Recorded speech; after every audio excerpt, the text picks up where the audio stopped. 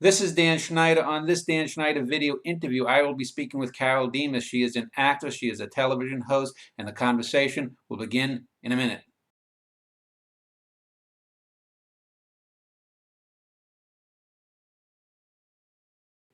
This interview is with Carole Demas. Most people will know her probably for one of two roles, either that of the original Sandy on Grease, or if you grew up in the northeastern portion of America in the 1970s and 80s, you might recognize her as one of the co-hosts of a television show called The Magic Garden, along with Paula Janis. As I usually like to do, I want to give my guests a few minutes to introduce themselves, but let me just add this. I've been trying to get Carole for a number of years. Initially, when I did my written interview series, that's when I first contacted her 4 or 5 years ago, and I've been trying to woo her. She was one of the first people I tried to get for the show, and I think I probably wooed her longer than her husband must have. But I want to welcome you, Carole, to the show. And for those who don't know you, can you take a few minutes to talk about where you came from, how you grew up, your interest in acting, and so forth? Okay. Well, I was born in 1940 in Brooklyn, New York. And at this point, I thought you were probably going to say something like, well, who are you? And I started thinking about it in advance a little, and I realized that, like most people, I'm a lot of things. I'm more publicly defined as an actress or an actor, as we now call ourselves, and a singer. But I'm also a gardener, a pretty fair cook, an aunt to at least 24 children under the age of 10, and not a mother myself, but there are so many wonderful children in my life. I'm a wife. I'm a community activist, especially when it comes to things environmental, saving open space, preventing pollution of waterways, that kind of thing. And I'm a storyteller. I'm a friend, a good friend, I hope, who deserves the good friends that I have. And all of that kind of feeds into being the actor, performer that I am, which I don't think I could possibly do in a vacuum. My husband and I built the house we live in. It's very large. It accommodates people who stay, people who live here for a while, people who come in droves. Small recording sessions, big recording sessions, this session, anything else that we want to do here. That's why we built it the way we did, so that it would be a space for many things. And of course, that means it needs to be maintained and cleaned, and that's another part of my life. I do have some help, but my mother taught me from the beginning to be a person who could probably take care of my own home, mend my own clothes, cook a meal, take care of animals, which I love. And so I'm still doing that in the middle of all this glamour, whatever that is. So that's kind of who I think I am, or who I aspire to be. And in my work today, I am told by many of the people I work along with, terrific artists, many of them, that I'm an inspiration. So that's a goal now, and it's a mission. And sometimes I'm not sure I'm worthy of it, but I really want to be. Well, that's one of the reasons I wanted to interview you, because as a kid, I did grow up watching some of the Magic Garden. But let me focus on your early youth here and family and growing up in Brooklyn. What part of Brooklyn, incidentally? In Flatbush, Oh, okay. primarily.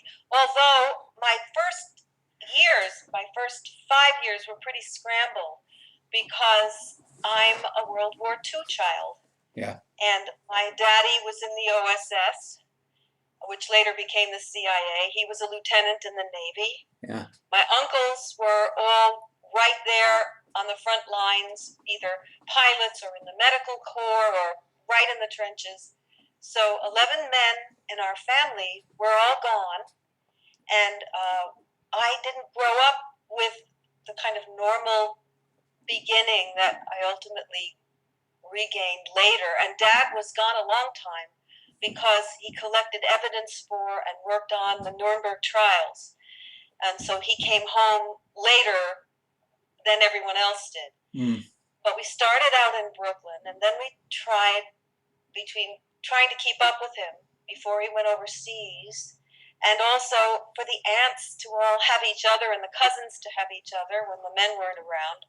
We traveled around a bit, and so we lived in Pennsylvania for a little while. We lived in Virginia for a little while, and in Washington, D.C. And I finally started school a year early because there weren't any kindergartens to go to. And by that time, I had a little sister, and not long after that, a little brother.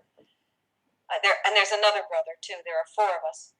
I started first grade in, I think, Virginia, and then in Pennsylvania, and then when we finally came home, in Brooklyn. So it was, growing up was kind of wild, but I loved my cousins, and we were all like one great big family. I have 28 first cousins, most of them still living. So that was the early. Yeah, you probably would have the makings of a good memoir one of these days. You should write it. Just even talking about your early years and your father in the OSS. Let me ask about your mother, though. Was she creative? Have any of your sisters or brothers been involved in the arts, or any of your extended family? Did you come from an artistic background? No, not really, but yes, in a natural way. I guess my mother had a lovely voice. She was an RN, a very hardworking woman. She grew up in a small coal mining town in Pennsylvania. Her parents were born in Poland. She did not speak English at home. She was one of more than 11 children altogether, but she grew up with about 9. And my father's parents were born in Greece, and he spoke Greek at home as a child. He had 2 brothers. He was the youngest. So I come from a background where there were a lot of traditions, and where when the family was together, there would be Polish going on in one corner and Greek in another.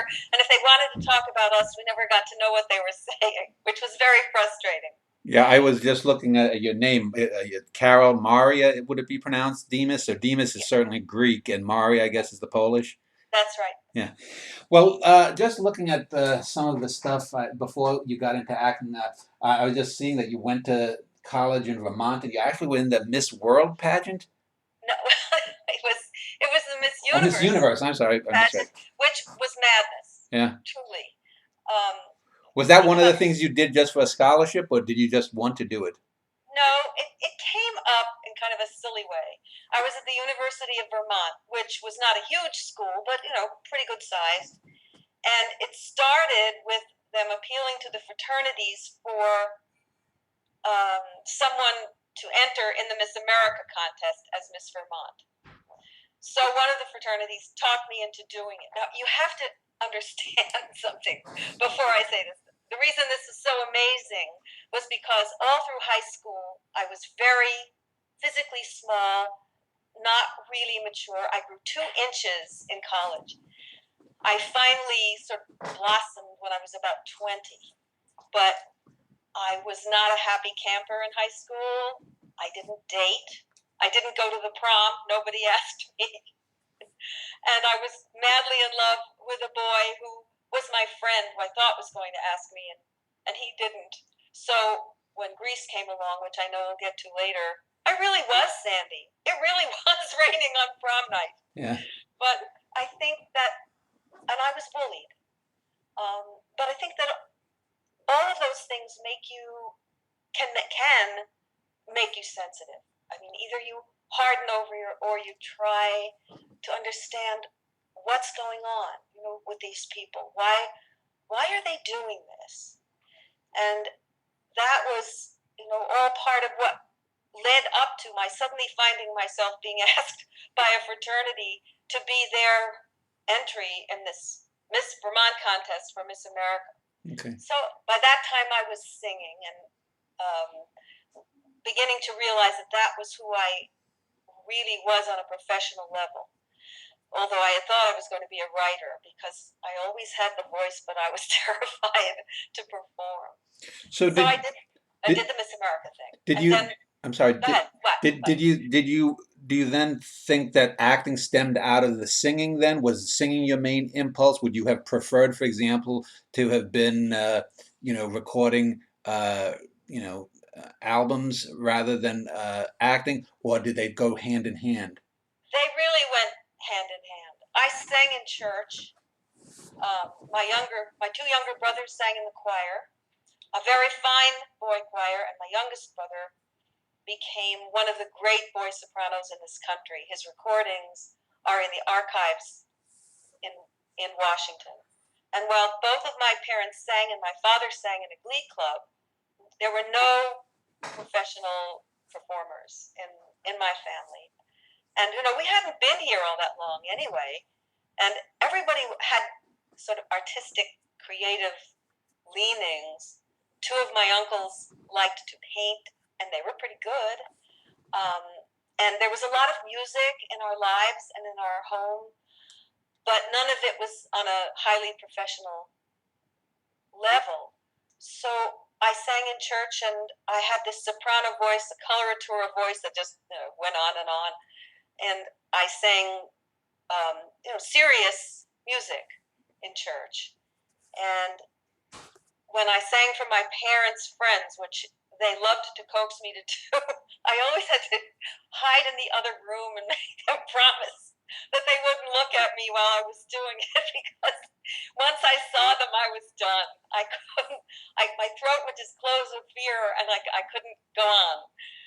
So there is a lot of creativity in our family. All of us seem to write very well. My father was a lawyer, and he wrote very well too. And my mother was creative in many ways. She was a gardener. She could sew beautiful things. But I don't come from a background where there were artists hanging around the house or anything like that. And I never really saw a Broadway show until I was in my teens.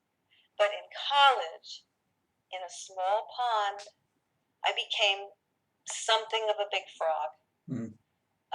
And that was what changed everything. There was a director of the drama department at the University of Vermont whose name was Greg Falls. You couldn't major in drama there, and in fact, they kind of looked sideways at those of us who were interested in it. Like, you don't keep your grades up, you don't get to do this, because it's not really a legitimate thing. And so I guess I finally decided to audition for something at the University of Vermont. And I got it. And a whole world opened to me, because how fun to be someone else, to sing and be a character. So the roles started coming in. Greg Falls began the Champlain Shakespeare Festival, and I worked with it for 2 summers. And he was eventually the head of the drama department at the University of Washington in Seattle, and changed the face of theater, as he is credited with doing in print, in the city of Seattle. So I was just lucky that I had him and his wonderful wife, Jean, who was an actress, and they would say to me, you can do this. You have what it takes if you really want to do this. And so that's when I began to realize this is who I am. This is what I want to be. I'm most alive when I'm doing this. And nothing made me happier, although I also did a lot of straight drama and comedy, then interpreting a lyric that I loved, bringing the essence of the feeling and the beautiful writing combined with the music to a performance of a song, which is what I do now, and it's very satisfying. Really. And that's one of the things I wanted to talk to you. The first couple of actors that I'd spoken with, as far as I know, didn't do much, if any, musicals. And I've talked with some of them about the difference between comedy and drama. So you were drawn mostly to musicals then. I guess if you had a choice, you'd rather be in Grease than in A Doll's House then. Probably, although not for a minute would I want to say that I don't like getting into music and lyric that's of a maybe heavier nature, a deeper nature than the songs of Greece, which were parodies, many of them, of the time. And yet, of course, everybody in that cast was really dedicated to the character that they were playing. And a lot of the things that became parts of the characters really were created by those first performers. Grease had been done in Chicago first, and it was Jim Jacobs' Valentine to the kids he grew up with, where he was kind of the duty with his guitar, hanging around with these tough kids, and his partner Warren Casey, his writing partner, really was the fit that both of them needed. So they created Grease, and it was done in a trolley barn with different songs. People brought newspapers to sit on the floor because it wasn't really a theater. And Jim played me the original, the Chicago version, on a tape. And the language was really, really tough.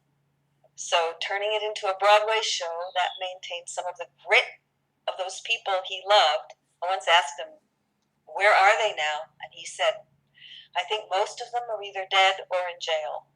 So they were seriously troubled. And in the performances that we did, there were glimpses of that, even though Grease has turned into something a lot fluffier over time. Yeah. Let me just ask you before I want to talk about a couple of things before we get into more heavily into the theater. But I want to ask, with drama, you can sort of pretend, and that, you know, if you're doing Arthur Miller or you're doing something, you're right in the moment. When you're doing Shakespeare, you have those grand soliloquies where you're almost breaking the fourth wall, turning to the audience, and there's sort of a suspension of disbelief. With musicals, that suspension of disbelief is even greater, because, you know, you can be, you know, doing acting normally, and then all of a sudden your character or the person opposite you starts breaking out in song. Is there a different way that you have to prepare that? Because does your character have to believe that they exist in a world where people just break into song? Not really. At least not for me. You know, I did another part of The Forest, which is Lillian Hellman, which is a pretty serious piece of work at Penn State, at the Penn State Rep. No music, and in that same season, I played Philia in another part of the Forum. So that was, you know, bouncing around quite a bit from one thing to another. But I really like best. I think I do my best work, and I love other actors who do the same. I love working with them, where you make the transition from your lines, you know, from your script, from your character into a song, and it just flows naturally. You happen to be singing, and that's a challenge, because singing is difficult at times. You know, this is a fragile instrument on which you have worked for a lot of your life to make it strong and to make the sounds that you make pleasing, and to use all of your range that you can. And you're thinking about all of those things at the same time that you're trying to fill this song with what's going on and who you are and how you're feeling. But I don't really think when it's done well, there's any stop. Well, now we're going to sing a song, and then we're going to go back to being an actor. Of course, as musicals went along, they developed in that direction more and more, and it got easier to do. How about the difference between Shakespeare and modernist drama? If you're doing a Lillian Hellman or you're doing a Shakespeare, the Shakespearean characters in a sense, are archetypal. They're less real people. You know, you're not really going to meet an Othello or a Julius Caesar as you might meet a Nora Helmer or Willy Loman. Is there a sense that when you're doing Shakespeare that you have to be bigger, grander, more mythic, and then when you're doing modernist drama, you have to be more down to earth, more relatable to the audience? What is the mindset in the difference between those types of plays? Well, I haven't done a lot of Shakespeare, but my feeling about it is that when you're doing Shakespeare, of course you stay in character, but you're always aware of the beauty of the writing and the longer sentences, sometimes the longer paragraphs even. Although God knows there are some contemporary plays where you see actors, and I bow to them, who are out there speaking for 10 minutes without a stop. It's astonishing. I can sing for 10 minutes without a stop, so I guess it shouldn't be, but it is to me, and I'm always impressed when I see people do that well. But Shakespeare requires a lot of vocal strength, a lot of gut, a lot of, not sure how to explain this. I need to think. Going from the diaphragm, is it like, because I've Yes, heard well, Shakespearean right. actors say they have to roar, you know, like Patrick Stewart. I am, you know, that it comes from like a deeper, more primal place. Well, for me, it comes more from a singing place, Yeah. which requires a great deal of physical support. And it's also different if it's on stage than if you're on camera, because on camera, some of the things you might do on stage are just too big. You have to be more introspective, more intimate, come from the same place emotionally, but deliver it differently, as though you're actually sitting in the room with a person and talking to them, talking to the camera as though that was someone in a conversation with you. Often it's like that. But I do feel that Shakespeare, the requirements of Shakespeare are extremely huge. Much Shakespeare is done these days with whole different approaches and, you know, contemporary clothing and different ideas. But from the classical approach, the classical standard of Shakespeare, it takes a person with a strong body and a strong voice and great breath control, like singing. Mm-hmm. To me. Now let me ask you, because we've gotten up to your college years, but I want to take a little step back because a name that's going to appear more than once in this interview is your friend Paula Janis, is her stage name. I believe her real name is Paula Janis Rosen, or that was her maiden name. Is that correct? No, her maiden name was Rosen. She was Paula Rosen. Okay. And then she became Paula Janis. Now you met her in high school, was it? Yes. So talk a little bit about her, because eventually when we talk about the Magic Garden, we'll talk more about her. But just looking up, eventually, I guess after high school, you, a brother of yours, and a brother of hers formed a quartet. Were you sort of one of these 1960s Bob Dylan, Joni Mitchell type quartets? No, not at all. Well, I had sung with the Champlain Shakespeare Festival, and it was common singing Shakespearean-based or actual Shakespearean or even Chaucerian stuff. And it was very common in those times in all the Shakespeare festivals to have minstrels strolling the grounds, kind of creating an atmosphere. And that's what I did with the Champlain Shakespeare Festival, along with playing some small roles. But actually, it was more of a very relaxed concert presentation in the theater. Mm-hmm. So Paula and I were teaching kindergarten at PS 7 in Brooklyn, which is another whole part of the story. We've been friends since we were 14. We met in high school in the mixed chorus in high school. And we really ended up, both of us, getting, she got her master's and I got credits toward a master's. I got the necessary things under my belt, the necessary courses to pass an exam to be able to teach. As a performer, as an actor, I would have loved to have been able to jump right in and make a living, but most of us know that that's not usually how it works. Yeah.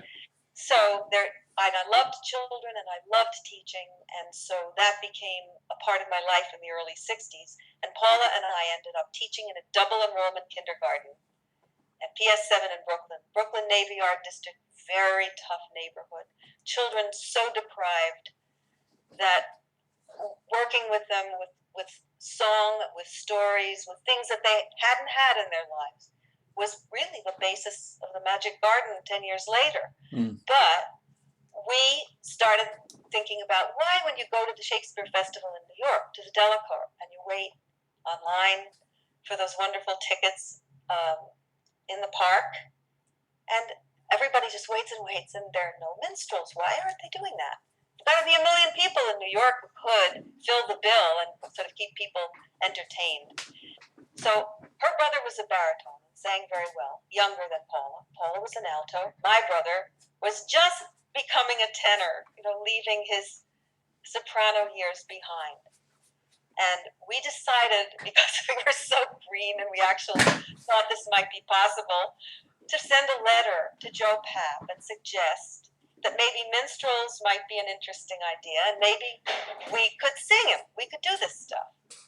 So we were encouraged by Ralph Boda, who was my then fiance's, not the man I'm married to for 33 years now. He was his roommate, and Ralph was an actor and became one of the great cinematographers in Hollywood. He just said, they're very approachable. Why? Yeah, write them a letter. So we sat down and we wrote this letter about who we were and asked if they might be interested in our singing for them. We never thought we'd hear from them, but we did. We did. There were no cell phones in those days. They called PS7. They called the office. And the secretary came up to the kindergarten and said, the New York Shakespeare Festival is on the phone and wants to talk to you. Well, we practically fell apart right there.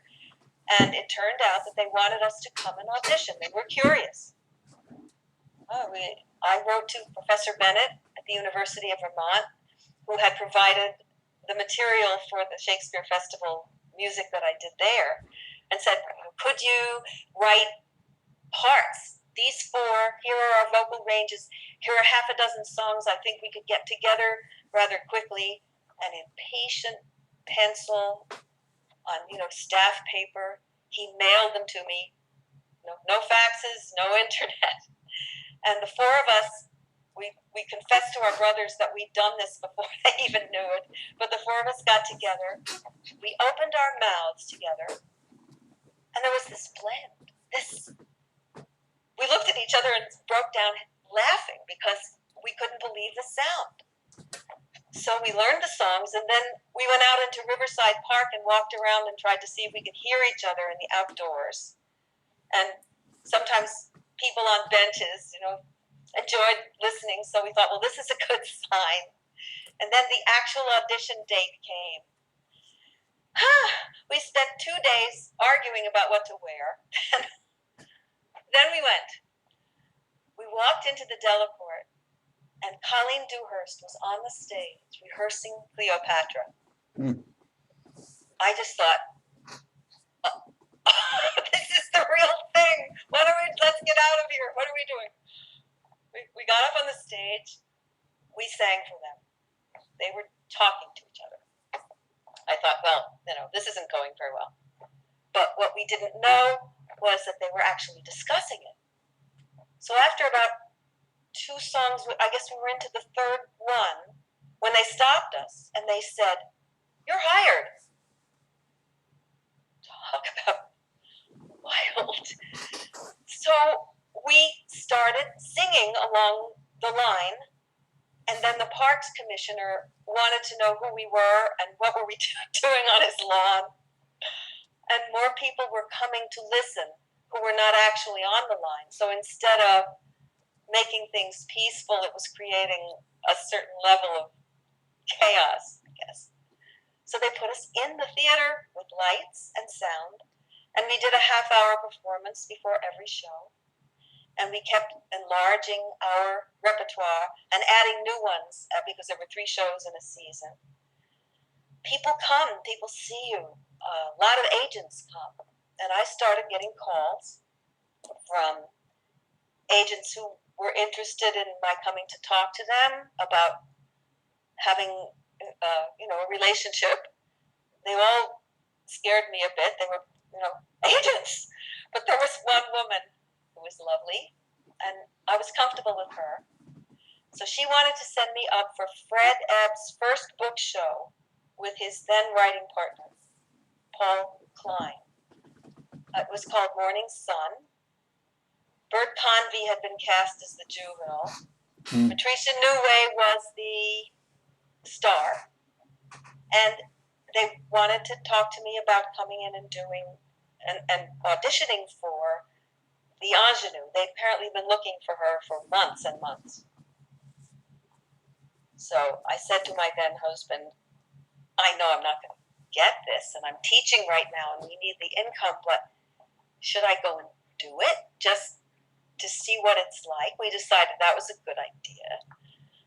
I borrowed my younger sister's clothes because it was a 17-year-old and I was a big fat 23 at the time. It still looked like a baby, but I didn't know it. And I thought, well, this is a better idea. I got to the theater. I'm in the alley waiting to go in. And every other girl there looks like Bridget Bardot. They're all blonde ponytails and false eyelashes and beautiful and wearing sundresses with breasts pushed up. And I'm just like in my sister's clothes, and I'm with my hair hanging down my back and long, and not much makeup, and thinking, oh, this agent is going to be so upset with me. I'm not doing this right at all. But I went in and I sang, and then they asked me to stay and read, which I was too green to know was a very good sign. Long story short, I got that part. And they told me later that I walked on stage and they looked at each other and prayed I could sing. It was just, they decided I was what they wanted. Yeah. So I did it, and the show was not a success, but it changed everything because I didn't go back to teaching on a regular basis. I started subbing, which is very hard on the voice, not something good to do. Well, let me just end this segment here. We'll continue with your theater career in the next segment, but it's interesting synchronicity-wise because I just recently finished a book where I was doing a book about a secret agent. I wanted to sort of demythologize James Bond, and then finding out that your father was in this the OSS. And in my book, I actually have my character dealing with Hollywood agents, and in it, I have Bert Convy as a secret agent that no one knew about there. Really? So it's just interesting. But let's take a break here, and when we return, we'll continue with more of your theatrical career. We'll do that in a moment.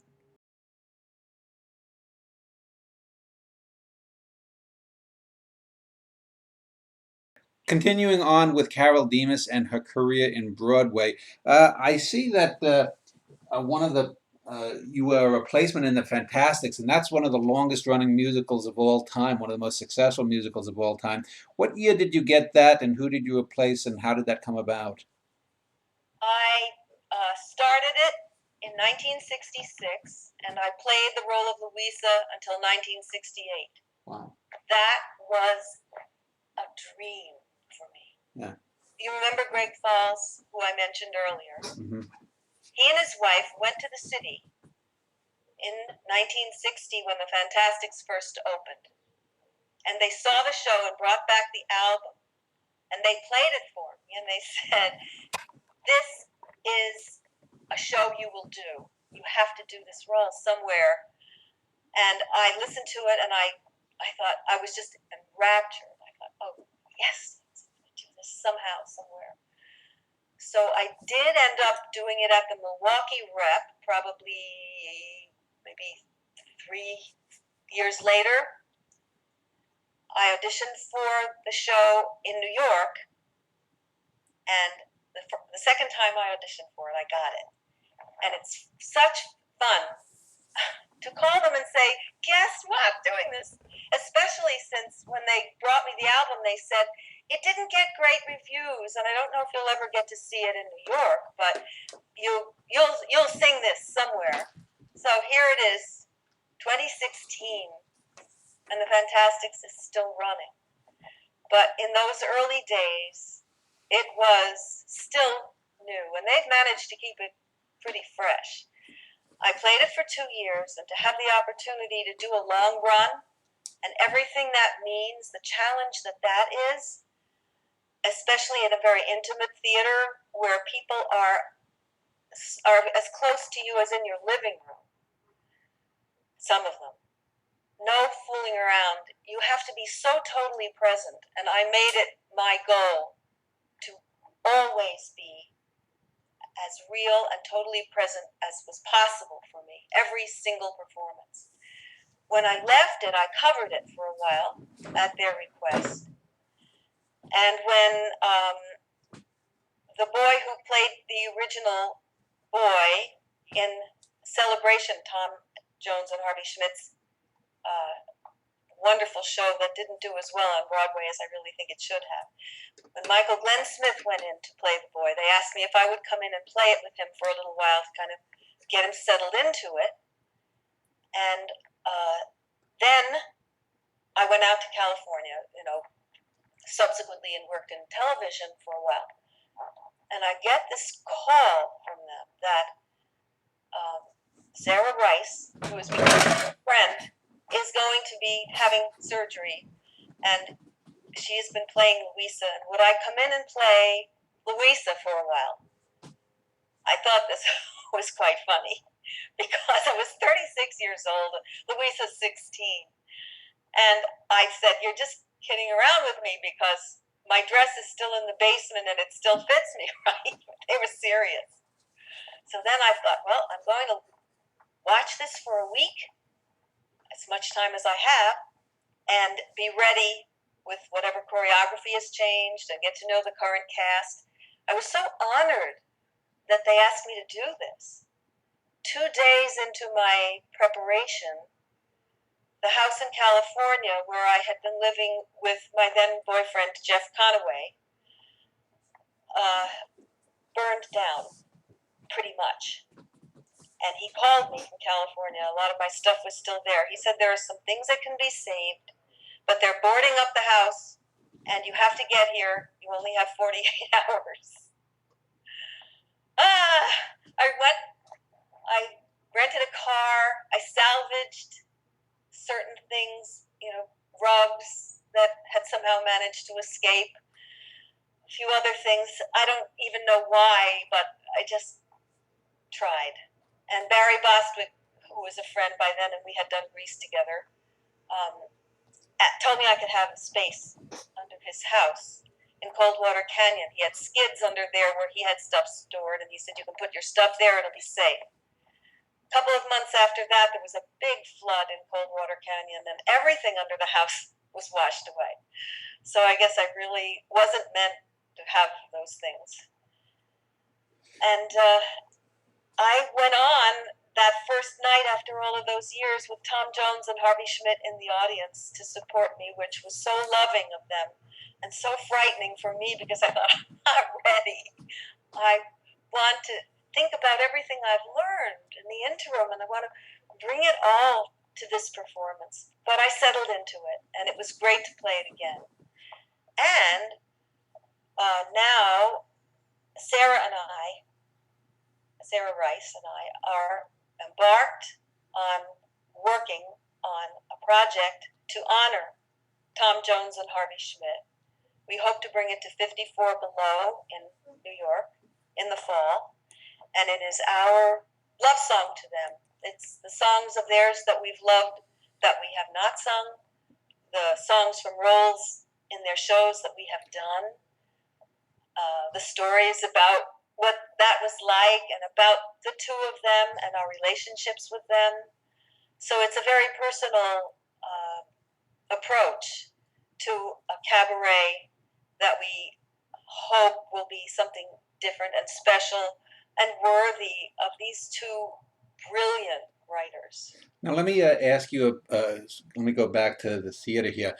When a little bit later in the show, I want to talk about, because at the time you were also doing commercials on television throughout the 60s and 70s too, but we'll get to that in a different segment. I wanted to talk a little bit, because I was looking at that you were going to star in No No Nanette, which is a really old-time musical, but then you had, I guess, had a falling out with the director or the producer. Talk a little bit about that and how you deal with, say, that kind of disappointment. Was it something that they wanted you to do something with the character that you didn't want to do? Was it something they just didn't like your performance afterwards? Or how did that come about? That that was painful, extremely painful. It certainly didn't have anything to do with anything I didn't want to do. I would have done anything they asked. I remember so well getting that part. Everybody was up for it. And I went to Joe Allen's with some friends, and the waiters there who knew me had gotten the word. The buzz was already on that I'd gotten the part of Nanette. And they were tap dancing around the table in Joe Allen's to congratulate me. I was thrilled. It was the big break.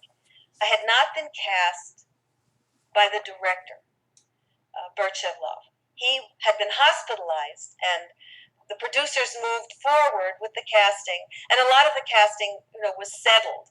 Ruby Keeler, they already knew that, and they had cast these gorgeous women, as in the chorus, and so it was all pretty much set to go.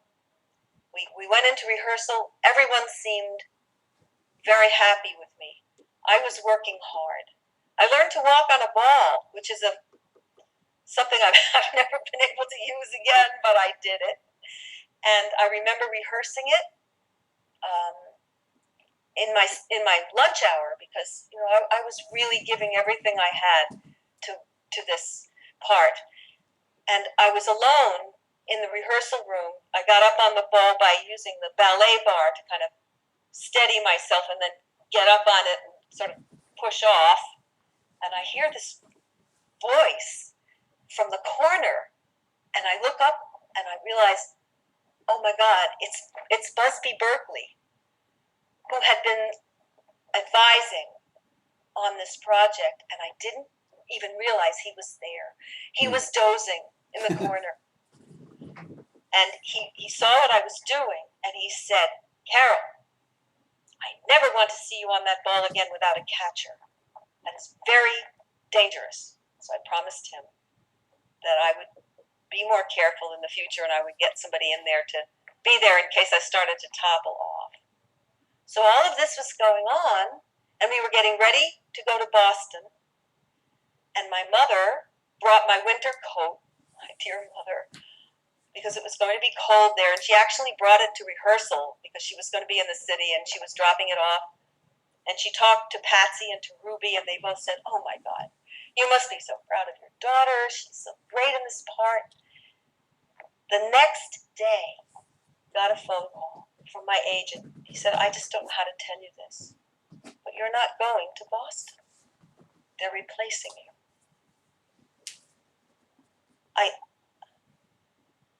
Even while I'm telling you this, I can feel my whole body just draining away from me. I couldn't grasp it, really. They said that the musical director, now you're going to want his name, and it's not coming to me, but he was lovely to me. He had wanted me especially because he didn't want the typical soubrette in this role.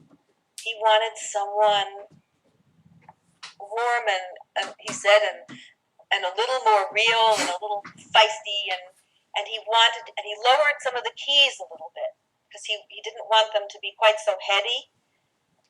And when Bert Shevloff returned to the project and was well enough to continue with it, he said this is not what he wanted.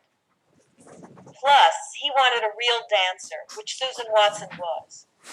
And while I was sort of managing it, you don't learn to be a tap dancer in a matter of weeks, really.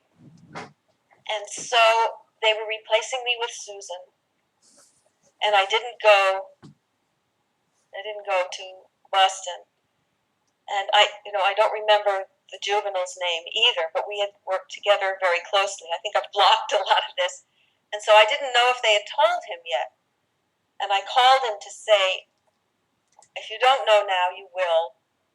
I'm not going with you. And you're going to have to make this adjustment in a big hurry. And Susan's well known and she's very good. But I'm, and he's, what he said to me? He said, well, I heard that somebody was going to be fired, but I found out right away it wasn't me. That was what he had to say. And really, I did hear, I think from Ruby Keeler. She called me and she said, Patsy and I are just devastated. And we're really sorry this happened to you. It's a different concept, but, you're a terrific kid and you're going to go on from here. You're going to be okay. Then they wanted to not have to pay me, but and that the way that worked out, I don't think they did, because I don't think I had a run of the play contract. I don't remember now, but it ran for a couple of years, and I never went to see it. I wanted to, but I just. Yeah. Well, let me just ask, before I get into Grease here, were you at that point a member of the Actors Union in New York? Oh, yes. I joined Actors Equity in 1963 with Morning Sun. Mm-hmm. So I have been a member of Actors Equity now for 53 years. So is Actors Equity, and this is just for younger actors who may be watching this, just so you know, sometimes I ask questions about that. Is Actors Equity still around, or is that part of SAG-AFTRA, or what? Oh, no. Well, it is certainly a sister or brother union, but it is a separate union. It is a proud union. Do you know that Actors Equity was formed in secret at the Players Club in New York City? No. In a room where actors gathered and decided that they really needed a union because of things that were going on in the theater, in the atmosphere of the theater, the way they were being treated. They wanted some strength. They wanted some solidarity. So I am grateful that I was able to join the union in order to do Morning Sun, and I've been a member ever since. I am now at 76 years old, getting my Actors Equity pension because I did enough work under the Actors Equity umbrella to have that, and also in SAG and also in AFTRA. And SAG-AFTRA, of course, is now one union. And just to get a little bit more information, then with Actors Equity, then would you have been able to have, say, filed a grievance, or is that, let's say, if your contract is terminated, if you had a contract, and does that represent, say, off-Broadway as well, Obie, and is that also in other cities, or is it just for major stages or just Broadway? There's Actors Equity all over the country, big theaters and in small ones, and sometimes there are productions that allow that are not totally equity productions, where equity members can get permission from Actors Equity to be, to participate, to be a part of the cast of something that is not a totally equity production. Okay. But we are all very careful never to perform in situations where we will be not following union rules. The union's been good to us. There is another sad story ahead with The Baker's Wife, where I got very heavily involved after that fiasco for me with Actors Equity, which stood up for me in the most wonderful way. Well, So yes, it's major. Let's talk about that after Grease. I just wanted to ask just one final question before we do Grease, just and this is just again for younger people who may be thinking of being actors. Does that also include if you're doing like a one-woman show on a certain stage, the Actors Equity stuff, or if you just go, say, if you're at a restaurant and they say, you know, we'll give you $200 for a night just to sing, you know, 10 songs, you know, do you have some leeway, you know, from that? Let's say if you were performing at a club in the Southampton or something, you know. Oh well, a club is different. Yeah. There are equity houses. Okay. All over the world, all over the city certainly. But if you're performing in a club or in a cafe or a supper club or anything that would be called a cabaret, that's a different situation. Okay. And what happens with those places is that it's the material that is the sensitive issue. So most of them have some kind of blanket ASCAP BMI type arrangement. All right. Well, now let me get to Grease because, as I said, that's probably the role you're most associated with. If people, you know, hear your name, they'll think of that.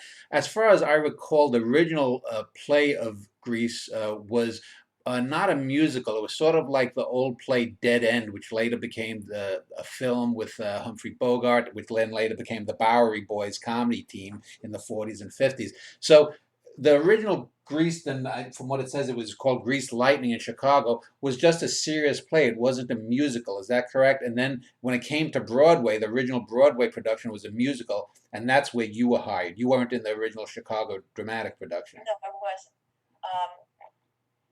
But my understanding is that there was music. In fact, my husband was in Chicago at the time. And he sat in that trolley barn on the floor on his little piece of newspaper and watched that production. There may have been some workshop work on it before the music was added or something like that. And many of the characters were based on real characters, especially in Jim Jacobs' life. But it was a musical. The musical was just different. And most of it didn't come to Broadway. New songs were written. So, what were you finishing up when you got wind that they were casting for that? Did someone that had been in there recommend you for it? How did that come about, that role? Well, at that point, I was well established in the theater, in Broadway and off-Broadway world. And so I was submitted by my agent for the role, and I went up on it a couple of times. They call you back. Their goal, after they found people they thought would be right for these roles, was to start working on the balance of the cast, on the chemistry of people. And they warned us and our agents for the last audition day that we might be there all day long. One of the rules that Actors Equity has created along the way is regarding how long they can keep you at an audition without paying you. They can't mess with you and keep you there all day, trying you with this one and that one and stuff like that without preparing everybody for the possibility that this would happen. So none of us cared about compensation so much as just being aware of what to expect. It was a big cast. So they had it down to a few possibilities for each role, I think, by then. And they were putting us together in different combinations. I knew Barry at that time. And when they had us together dancing, which in the production I never ended up doing with Danny, he said, he's very tall, he's 6'4", and I was a little over 5'3". He said to me, "Stand on my feet." So I stood on his feet, my arms up around his neck, which was a stretch. And we danced that way, and I think they liked it. And I think the fact that we were comfortable with each other as friends was probably helpful in the chemistry department, but that original cast, we got together again, I think it was about 7 years later, to celebrate becoming the longest running show. We did one show on Broadway for one night. Mm-hmm. All of us had gone our separate ways. And seeing everybody there back in those roles, it was so right all over again. It was magic. Mm-hmm. Now, how long does a new show like that take? So were you hired just like a month or two before it opened, or were you there, one of the first people hired 6 months or a year beforehand and working through it all? No, I was hired toward the end of the casting process. I think Barry had known already that he was going to play Danny. Uh-huh. I don't know about the others, but we knew for some weeks before we started rehearsals. And we rehearsed for, I think it was maybe about 5 weeks. And one of the things that we did, which people are always amazed by, is the fact that when you see productions now, people are wearing mics. We were not. That was coming in to Broadway at the time, but never. And you really needed to have a voice to work in the theater in those days. But we used handheld, wired mics in the 50s style all through the show to do the music. And we rehearsed with blocks of wood with clothesline tied to them so that we would choreograph where those chords were going and not, tangle each other all up, and pass the mic then when you left the stage to the next person who used that mic. And we had to, get that all down and not wrap it around the furniture on stage and stuff like that. Some people brought things to their characters that hadn't been scripted that were so brilliant they were kept and they're still there. All of that went on during rehearsal, and during previews there were constant changes. Songs came in, songs went out. Poor Eileen Kristen, who is a dear friend of mine still, great soap queen and a wonderful actress, had a song called Yuck. Mm. She was the original Patty, and she sang it about Danny. When he sees me on the street, he says yuck. And her song was cut. She said it wasn't a great song, but she was heartbroken to lose her song, which is understandable. Every night we would go on during that preview period, and we had stuff written on our hands. We had stuff tacked up along the entrances inside where the audience couldn't see. So we would remember what was coming next, songs that were moved from one act to another, songs that were no longer there. I think previews are like that quite a bit, but this was not a show that went out of town first. Yeah. Like some, to get it all together. So we opened finally for real on Valentine's Day, 1972. And how long did you stay with the show? I stayed with it for about a year. Huh. And I had a manager at that time. His name was Bob Lamond, and his company was Lamond Zetter. And he had a little stable of us, which included John Travolta and Barry Bostwick and me and Holland Taylor and a number of other, and Jeff Conaway and some, really, really good people. He felt that we needed to be bi-coastal, which was considered a big thing then. That it was time for us to do some television to stretch our abilities and to be part of a wider area of entertainment. So I went out to California to start working in television, and I had a fair amount of stuff behind me at that point. I'd done enough work on stage, so I felt as though I was pretty well grounded in that. I also had done an off-Broadway show called How to Steal an Election. I don't know if you heard of this. No. It was Oscar Brand's piece of work. He was a well-known folk artist at that time. And some of that today is really kind of appropriate what went on in that show. But all in all, between the stuff that I had done in regional theater and in New York, I felt grounded as a stage actor, and I was ready to do more television. I'd only done a little up till then. I had done a role on Route 66. I'd done a role on NYPD with Frank Converse. I'd done a lot of commercials, which are a training ground, which I know we'll talk about more. But off to California I went. Well, let's get to the television stuff in a different segment here. I wanted to ask, you'd mentioned some of the quirks of the characters in Grease were brought by the original actors. Was there anything that you brought to the role of Sandy that wasn't in the original production that they said, oh, Carole's doing that, let's keep that? Yes. Although my whole feeling about Sandy was that she shouldn't just be cute and pretty, because Danny was a serious leader in his own little world. All the other guys looked up to him. He could have anyone he wanted. And I looked at all of their characters and the roles, the lines that they had, the balance that was going on with Tom Moore, the director, and the writers to try and keep the grit but make the show palatable for a Broadway audience.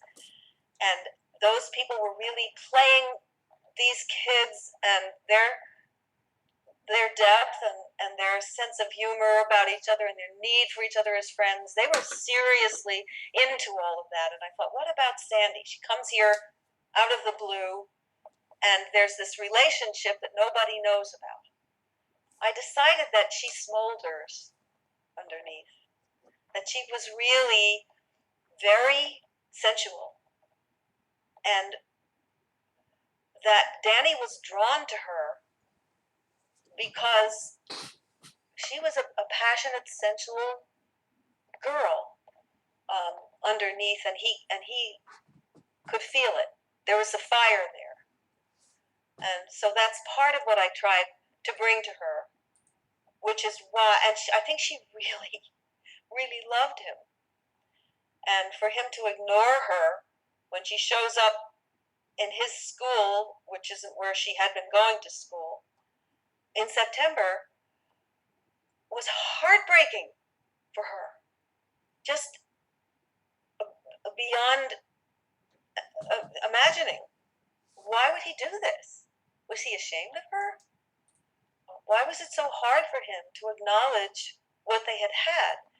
And you're so raw and so sensitive and young at that time in your life. So in general, that's what I tried to bring to her, even though on paper she was nowhere near as colorful as the others. And the other thing was that they were really going for the 50s look, and they made the girls cut their hair, and then they didn't. And a lot of them were not happy about that, and then they didn't like the way it looked, so then they ended up wearing wigs anyway for the most part. And then they came to me, and they wanted me to cut off my hair, which was long, way down to the middle of my back at that point, and had served me very well in all of the ingenue roles that I had played up till then. And Maxine Fox, one of the producers, was remembering her high school days when all the good girls wore page boys. And that's kind of what she thought she wanted. But I was in high school in the 50s. I graduated from high school in 1957, and this show took place in 1959. And girls like me wore ponytails and kept their long hair. So I didn't really want to cut my hair, and none of us knew where this was going. We all kept worrying about whether or not we would still have a job after it opened, because it was so unusual. So they had me coming on at the end when, when she changes and she shows Danny, I can play this game, so now what are you going to do about it? And I was in a beehive with a little kerchief, a little leopard kerchief tied around. I looked like a roller derby queen, actually. And there's a picture, because those were very early pictures that were taken during previews, that's on the back of the album cover, in that getup. Tom Jones was there. And not, Tom Jones, the writer, not the singer, and he said to me, Carole, they can't do this to your character. He actually, I think, spoke to the director about this. He said, she looks so tough and so different. She comes on, nobody even knows who you are. And then when they discover who you are, they don't like this. This isn't what they wanted for you. They're in your corner, and we're not sure how we feel about this. So I went to talk to Tom. I said, I know there's talk about my cutting off my hair. And if I really thought that it was necessary, this is one of the few times I think I ever stood up to a director and tried to throw an idea his way to see what would happen. And I said, how about if you let me wear my hair in a ponytail? And which is how I wore it in high school, and I can show you my yearbook. It's full of ponytails. Yeah. And then just let my hair down at the end, and just throw it around, and see if this works for you. So he said, "Okay, you're on. Let's try it." And I did. And he came to me right after the show, and he said, this is perfect. He said, this works. You can keep your hair. Well, now let's move on to the next show. You had mentioned a few minutes ago about The Baker's Wife, which was a production that was by David Merrick, who is a very well-known producer of Broadway musicals in the last century. And from what I just looking here on the Wikipedia, and you can correct anything, I guess there were some issues there, and did you actually leave Grease to join that show? Because it says then before it actually came to Broadway, and I guess it never came to Broadway. You had been replaced by Patti LuPone. So what exactly happened in that issue? That was not right after Grease. No? That was about 3 years later. Okay, so Wikipedia's wrong again. Yeah. I auditioned for that in California. I was working out there. And it sounded like it was going to be a really big and important Broadway show. And it had all of the earmarks. Stephen Schwartz was a young writer at that time who already had some success. So brilliant. So good. And David Merrick was the king of Broadway producers, or one of them. I mean, he was just huge at the time. When you said the last century, I had to think to myself, what? When was that? I guess I was there. I auditioned a couple of times, and I got it. And I heard later that it was down to me and Betty Buckley. Now, whether this is true or not, I'm not sure, but that's what I heard. So this was truly, truly exciting. And rehearsals were in New York. So I went back home. I kept an apartment, a home in New York all this time. And we went into rehearsal. David Merrick was around a lot. He would take me aside every once in a while and say, "You're good in this. You're really good in this. I like what you're doing." And I remember the first time I heard Meadowlark, which is probably one of the great theater story songs of all time, and many people consider it one of the top 10 theater songs of all time. I heard it at Stephen's home. He played through the score for the cast, and he sang it. And I thought, oh my God, I'm going to get to sing this amazing, beautiful piece of music, so multi-layered and so full of fantasy and reality and gut and pretty and tears, and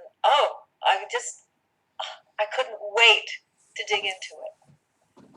We didn't have the ability then to have your own little recording home and working on things on your own. So there would be a separate room with a rehearsal pianist where you would go and work on your songs over and over and over again. And then Stephen wanted a certain sound at the top of it, at the end of it.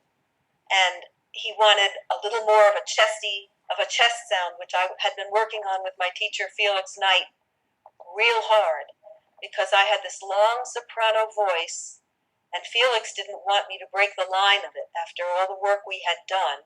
And he said, I'm going to teach you to sing like a tenor and cover and protect the top of your chest voice, which you haven't wrecked because you haven't used it all that much. He started doing that for me with Grease, and it stood me in good stead for this. Stephen Schwartz came to my work with Felix, and we talked about it, and we tried the song in a couple of different keys, and we settled on how it was going to be.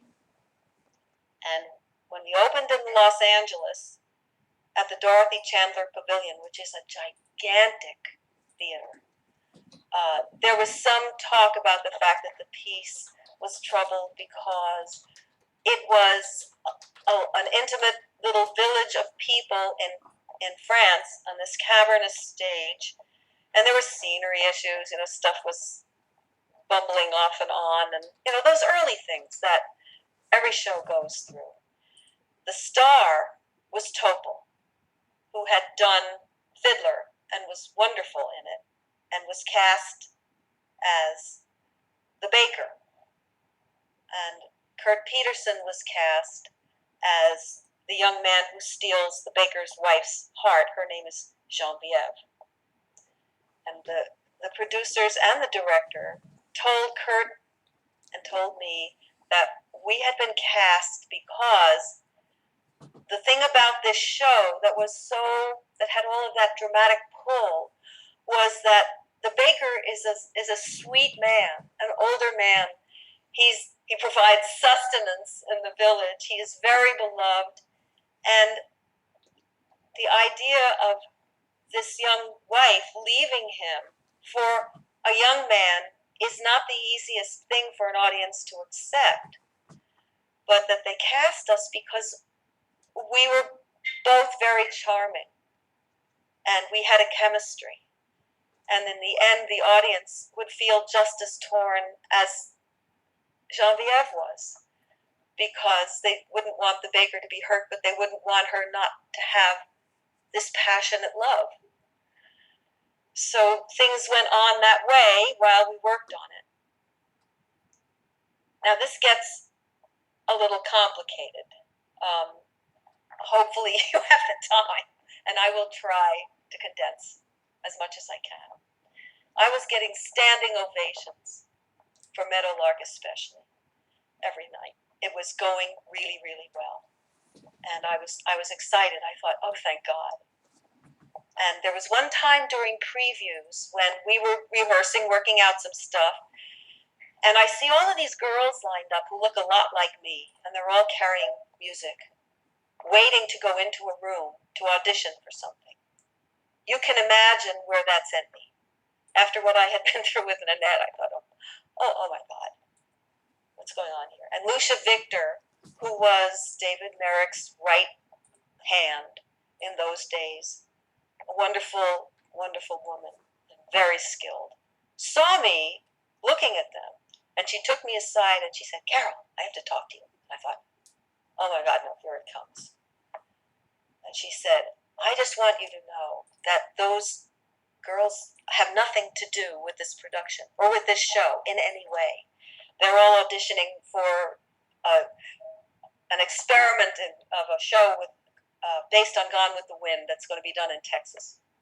Nothing to do with this. She said, you are the light of this show. You are the heart of it, and you are beautiful in it. And I know what happened to you with Nanette, and nothing is going to happen to you. You are going on with this, and you're going to be part of what makes it really work. So I felt quite assured. Around that time, my relationship with Jeff had really deteriorated badly. Jeff Conaway. Yes, we were living in the same house, but we were really not together anymore. there were a lot of issues. But do let me make it clear that he was a sweet and talented young man, beautiful in many ways. And for people who don't know, he was most famous probably for his role on Taxi a few years later. Yes. The sitcom. And he is no longer living. He died a few years ago. Kurt and I had a really strong attraction to each other, and this was becoming kind of a rough ride. So I came home on the opening night of Grease to find Jeff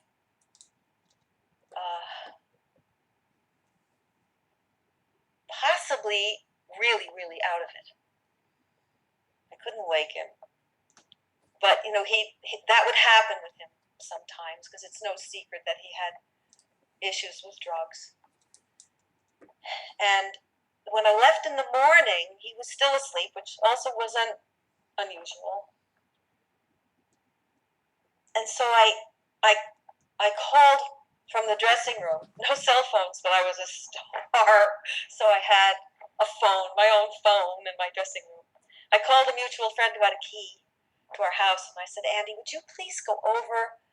It was the afternoon, early afternoon, we were rehearsing. And it was the next day after the opening. But that didn't stop us from rehearsing and still working on it. I said, will you just check on Jeff and see if he's okay? There's something about this that just doesn't feel right to me. And he called me back and he said, oh, Carole, you know Jeff. He said, he's breathing, he's fine. He's just out of it. So, okay. I get home after the show that night, and now I know there's something really seriously wrong. So I call our manager, and his assistant works with the suicide hotline and with OD situations. Mm-hmm. He called the ambulance for the hospital that he wanted to have come. They came and they took Jeff, and I went with him. And for days, he was in a serious coma. And the doctors said to me, look, he took enough to kill an elephant, truthfully. But he's obviously worked up to this. So he may make it yet. But I think he needs you to try to help him come back. So any minute that I wasn't on stage or in the ongoing rehearsal work, because remember, this was out of town. This was not a finished show yet. So even though it had officially opened, and the reviews were mixed, but there was a lot about it that had great promise, and I did very well by the reviewers. We were still working a lot. And I went to the hospital at night. I was so tired that Kurt would drive me and wait for me. And I spent as many hours with Jeff talking to him as I could. Finally, he came out of it. And he was coming home, and he was a mess. And I said, well, I'll come in the afternoon, and I'll help you, get yourself cleaned up, wash your hair for you, and you'll just feel better. And I had my stuff packed to go to the hospital. I had some hours that day. And I locked myself out of the house. My purse was in the house. My car was in the front of the house. I remembered a window down by the side of the house, down some stairs that was sometimes kind of loose. And I went down there and I was trying to shake it loose. My hand went through the glass. And it was a serious, serious wound. I held it together like this. It looks like I tried to kill myself. There's such a scar there. And I held it together, and I went running to nearby homes, kicking on the door to get somebody, to get somebody's attention. And somebody finally came, and I said, please, call an ambulance, which they did. They came and got me, took me, stitched me up all over. My hand was all slashed. My wrist was slashed. They were afraid that this tendon would, break, and then I would lose the use of the hand. So they put me in a cast. I asked them if it could be half, not all the way around, so it wouldn't be quite so noticeable, because I was determined. I was going on that night. And I didn't really realize how much in shock I was, or how much pain I really was in. I got to the theater. I was ready to go on. The stage manager came to me and he said, "Are you sure you can do this?" He said, "I hope so, because your understudy's really not ready, and we have a full house tonight." I said, I'm going, doing it. And they made a little announcement just to say that I had had an accident, but that I was fine. And if they noticed this little cast, that they not to worry. That night, I gave it everything I had. And the audience went so crazy after Meadowlark that I thought, well, I guess I'm getting away with this. When the show ended, the curtain closed. We were done with our curtain calls. I just had to sit down. My legs just sort of went out from under me, and I just wanted to sit there behind the curtain for a few minutes, pull myself together. Stephen Schwartz came and he said, "Oh my God, Carole, that was so amazing. Thank you so much." And here comes Topol. It was so brave. It was so wonderful. And I go home that night, and now I'm really hurting. I didn't sleep much. Bob Lamond, our manager, shows up in the morning, and he says, "I have to talk to you." He sits on the edge of the bed, and he says, "We've just found out that they're planning to let you go. Patti LuPone is stashed in a hotel room in LA, right here, and they're working on the role with her."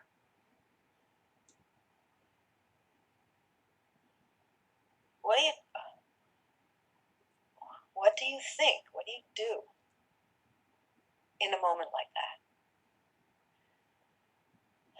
Was that because of something prior to the accident, or was it because of the accident?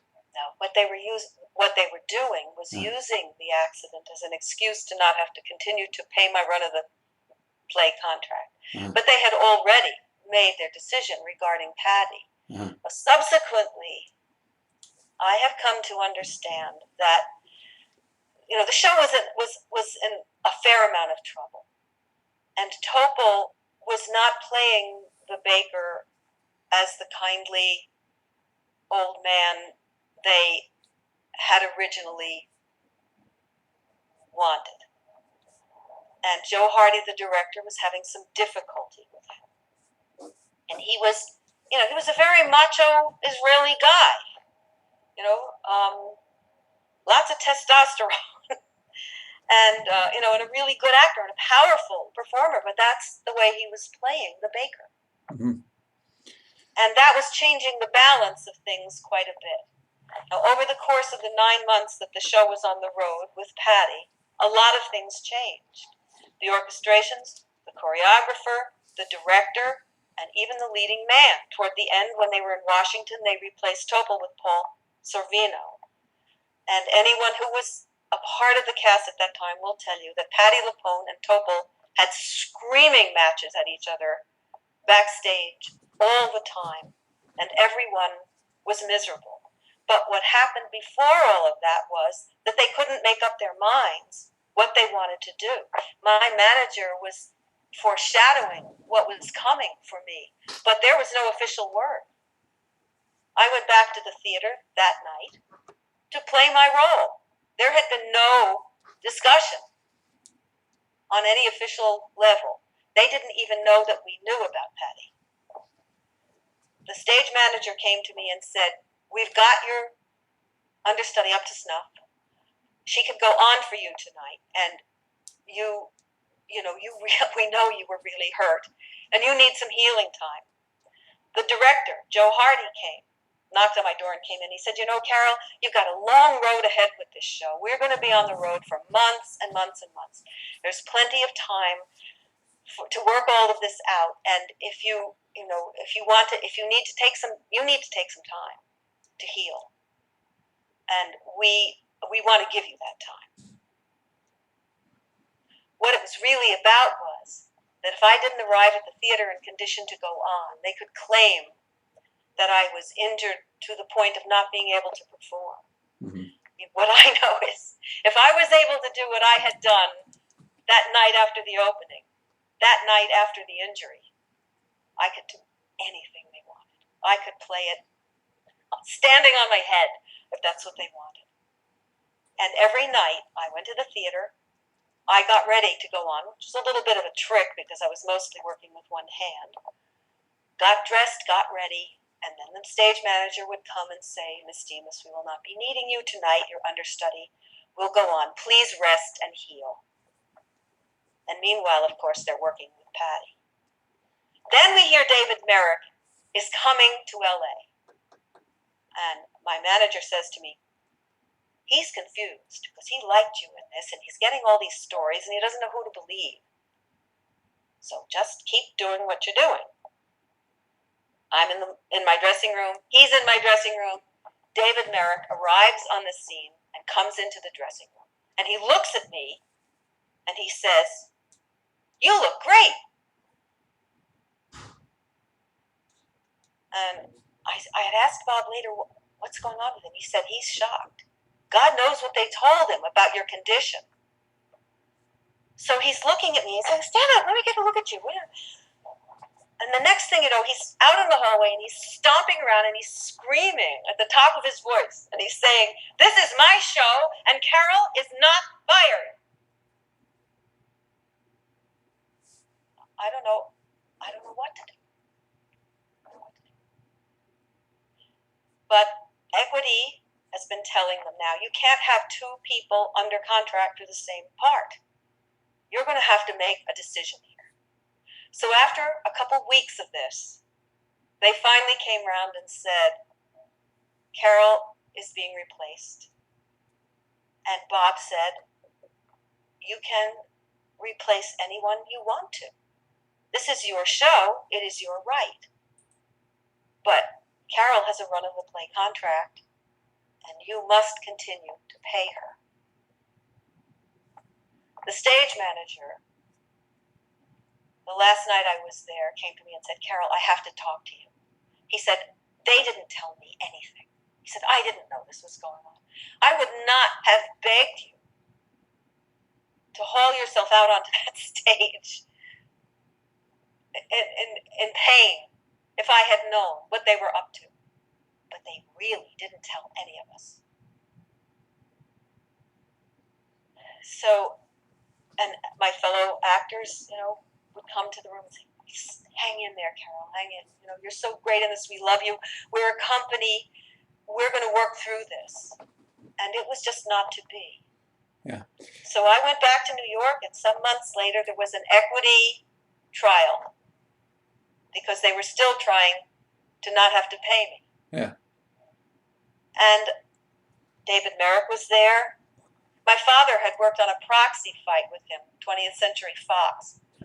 And on a break, he had come to support me. He was out in the hall, and he and David Merrick ran into each other out there. And for David, it was just all business. He just said to my father, you must be very proud of her. She's just amazing. Well, yeah, sure. Meanwhile, I'm in this mess. And then he comes back in the afternoon and offers me a part in another show that was running. And it wasn't necessarily something I really wanted to do at that time. And Actors Equity representatives for me, said, do you want to do this? And I said, right now, I'm not sure. I don't think so. I was really, really churned up.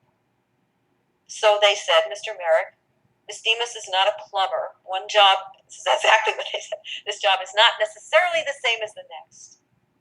And she thanks you for your offer, but she does not want to accept this role. Now, of course, it's pretty clear if David Merrick thought I was a bum, he would not have offered me a part in one of his ongoing Broadway shows. Hmm.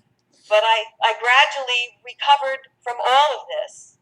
And as the months went on, I listened to the stories coming back about they'd fired this one and that one and the next one. And Kurt told me later, he said, God, we just couldn't wait for it to be over. Yeah. He said, we were all in such misery. And it's a very sad story. From my perspective, I can't be sure of what went on. I don't know what all of their problems were. Mm.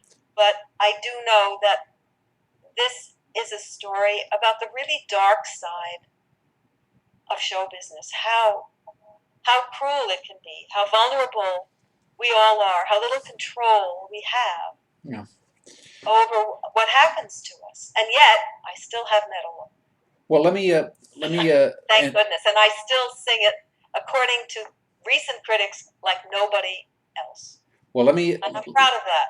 Let me end this segment here. We'll talk about the Magic Garden in the next segment. I just want to ask two brief questions to end this segment.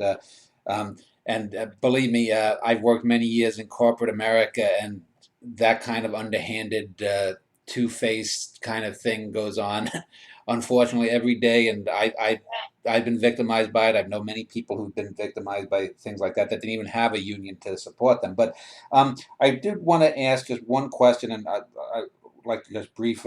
When you get these kinds of things, are there ever any resentments that you feel towards the other actor, like Patti LuPone, or is it mostly directed at the money men behind the scenes? I didn't feel anything but lost, to tell you the truth. I thought, how can you be led to believe in what you're doing and have something like this happen? What was clear was, look at poor Stephen Schwartz, who had written this gorgeous score that never came into New York. Look at the other actors who got lost along the way, got fired while they were waiting in line for the bus to the next city. It is like corporate America because it is a business. And they were frantic, trying to find a way to piece this thing together in a way that was very different from the original concept, to not lose their investment. They had to go on paying me, and actors ran into me in the theater district years later and said, I want to shake your hand because you stood up to David Merrick. Mm-hmm. But really, I was just standing up for what was right. They certainly had the right to fire me. I had no resentment, really, because I know that they were in trouble, and they acted on instinct and discussion, and who knows what went on behind the scenes. Was I deeply hurt? Oh yeah. I was so damaged that when I had the opportunity to go into another show, 9, I auditioned for 9 to replace Karen Akers, and who is still wonderful and very tall, still very tall. Tommy Toon had me back a couple times and had me learn all her songs in her keys, and I wore the highest heels I've ever worn in my life to those auditions. And in the end, he just said, Carole, there's a physical balance in this show, and the women are all different physically, and it's a picture, it's a stage picture. You're just not tall enough, but you're really talented. And then they offered me the role of the critic in that show, and I had gone to see the show.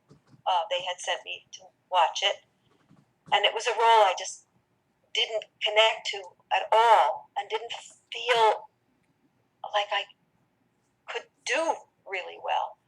I asked Stuart about it. We were married by then. I said, why are they asking me this? He said, they want your voice. There were a lot of big ensemble numbers and a lot of, there's a lot of singing. The women's voices were very important in that show. But, if it hadn't been for the baker's wife situation, I probably would have taken a stab at doing the critic. Mm-hmm. But I was so scared that I wouldn't be good. I thought, if I get fired one more time from some big major thing, I think it's going to be over for me. I don't know if I can get back on the horse. Now, let me ask you about the final question here, because there are a lot of other smaller productions that you were in, but I just wanted to ask, is there a difference between regional theater and these bigger productions that are going to Broadway and are on Broadway in terms of these kinds of little backstage machinations? Or is it the same all the way down? Because people could use the metaphor like baseball has A leagues, double A, triple A, major leagues. Does that go sort of up and down in all of the theater around the country, that these things are constantly changing, actors are getting fired, or they're told one thing and a producer says another thing, kind of thing? Well, I'm sure it's possible that people get hired, and when they get it all together, they feel they've made a mistake for one reason or another, or the balance between people isn't what they expected. But for the most part, regional theater, first of all, well, it's what feeds the theater in this country, and it's very, very important. Regional theater productions don't always have as much at stake in terms of their responsibility to their, to the money, as some of, as Broadway and even some off-Broadway productions have. And of course, nowadays there are so many producers. If you look at a review in the New York Times and that little box where they list all of the credits, there can be 24 producers of one show. So you can imagine all of the complications, all of the people who need to be pleased, who has a say and who doesn't. In regional theater, they don't have the luxury of the time. Rehearsal time is shorter. They have a season already sold very often. They make it work with what they have, and a lot of the time, some of the finest actors on Broadway and off Broadway go and work in productions out, away from New York, in regional theaters that have high profile and some that don't. It's an opportunity to stretch. It's an opportunity to play a role you've always wanted to play. Or sometimes these are experimental and you don't know where they're going to go. It's a chance to be in at the beginning of something that could grow and come to New York.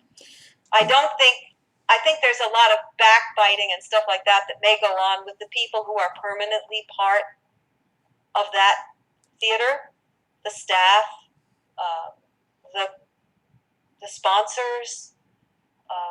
It's that part of it is probably more like the corporate world that you're talking about. But the bottom line there, and really everywhere, is that most of us who work in this, it's 55 years for me now since I began with the Champlain Shakespeare Festival. The 56. This is 2016. I think most of us are artists. We're artists. We know that we are. It's the only way you can be here. It's too hard otherwise. But it's also what fills us, what makes us whole. This is who we are. This is what we do. Well, let's end on that note. And in the next segment, I want to talk about the Magic Garden. And we'll do that in a moment.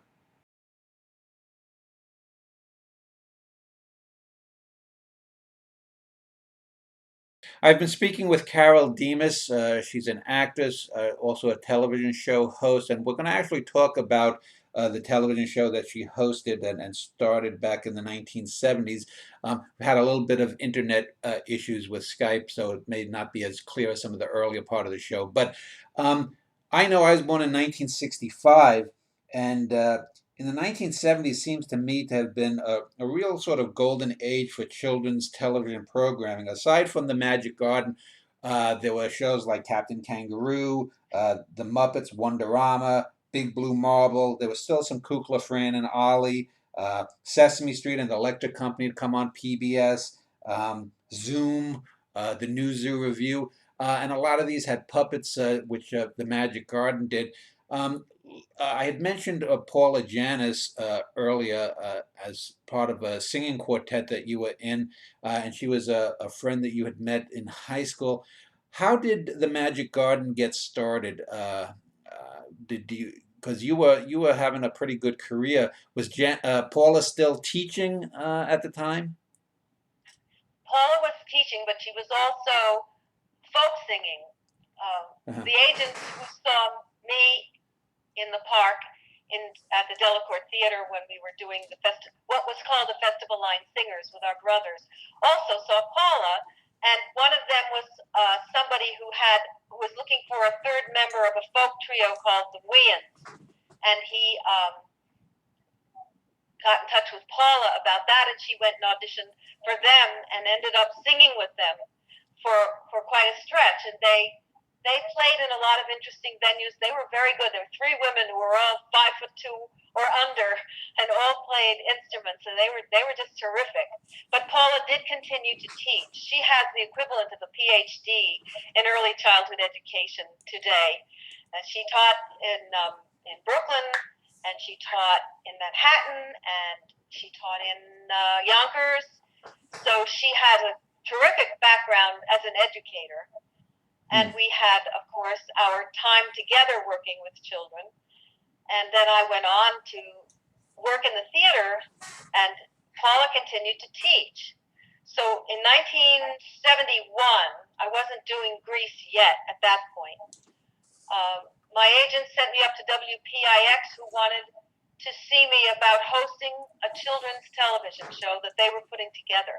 You said this was a heyday of children's television programming, and it was.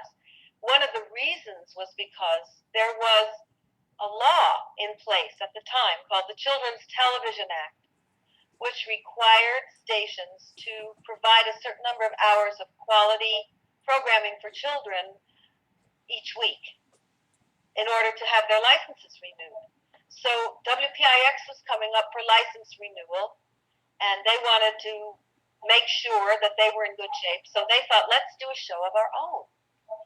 And they had a lot of cartoons in a vault, and they wanted someone to host this cartoon show. So I went up to see them. They wanted someone who had television background, which I surely had by that time, and had worked with children. So I was a good fit for that. And in the course of talking to them, I thought, cartoons are cute, and I love them. I love them still, but maybe I could ask them whether they would be interested in thinking about something else. I don't know why I did this. Were these the classic, like Warner Brother cartoons, Felix the Cat, that kind of thing, Popeye? Yeah, I think so. I think that's the kind of stuff that they had at the time, yes. And I said, had you thought about doing something other than a cartoon show? And they said, well, like what? It was a pretty comfortable conversation, and I guess I felt like that door was open. So I said, well, I have this dear friend. She is an educator of some quality and she's an experience, and she's a folk singer, and we have been teachers together and performers together, and she plays the guitar. And what would you think about a team? And maybe we could do something that would go beyond cartoons, something imaginative and creative and educational. And they were intrigued, so they said, could you give us an idea of what you're talking about? They were a little concerned because Paula had no television background in particular, and that's understandable. But I said, you will be surprised. She is a natural, and she's an actress. She was a drama major in college. She toured with Moliere. Just give it a shot. Mm-hmm. So then, of course, after talking them into this, I didn't know what we were going to do. I was doing some other show at the time. I can't remember what. I still can't. But I called her and I said, okay, I got us into this, and now you have to help get us out. Can you help me put together a 15-minute, 15-minute audition? Something like the kind of thing that we did with the children at PS7. She jumped right in, and she pulled it all together. And we went to PIX, and we did this on-camera thing. And then we waited. And at first we didn't hear from them. It turned out that they loved this idea a lot, and they decided that they really ought to see some other people. But then they came back to us, and they said, no one had your chemistry. We've been friends. This was 1971. We've been friends at that point since 1954. Mm-hmm. So you can imagine how comfortable we were with each other, and so we really were a good team. Now, And they decided we were. Yeah. I just want to say, for people who don't know, WPIX was an independent television station in New York City, Channel 11, and I guess it still is an independent station now, but it wasn't one of the major networks. It was an independent station. Well, they were known for running a lot of children's television and was independent. They were a Tribune station. Yeah. And Tribune's satellite was in Chicago. And the Magic Garden, once it got on the air, went out on what they called cable creep in those days. Yeah. And it got picked up in so many places that we were not aware of. So it aired on Tribune stations, WPIX and affiliates, to some extent officially, and unofficially in a lot wider area. Once we made the first Magic Garden recording, which was a few years later, and the show was still running, we started to see where we were getting mail orders from. We were amazed at the range of the show. People were seeing it in places we had no idea we were reaching. So it wasn't just the Northeast, was it out west on the West Coast as well? Well, it didn't. Some people swear they saw it there. It's hard to know.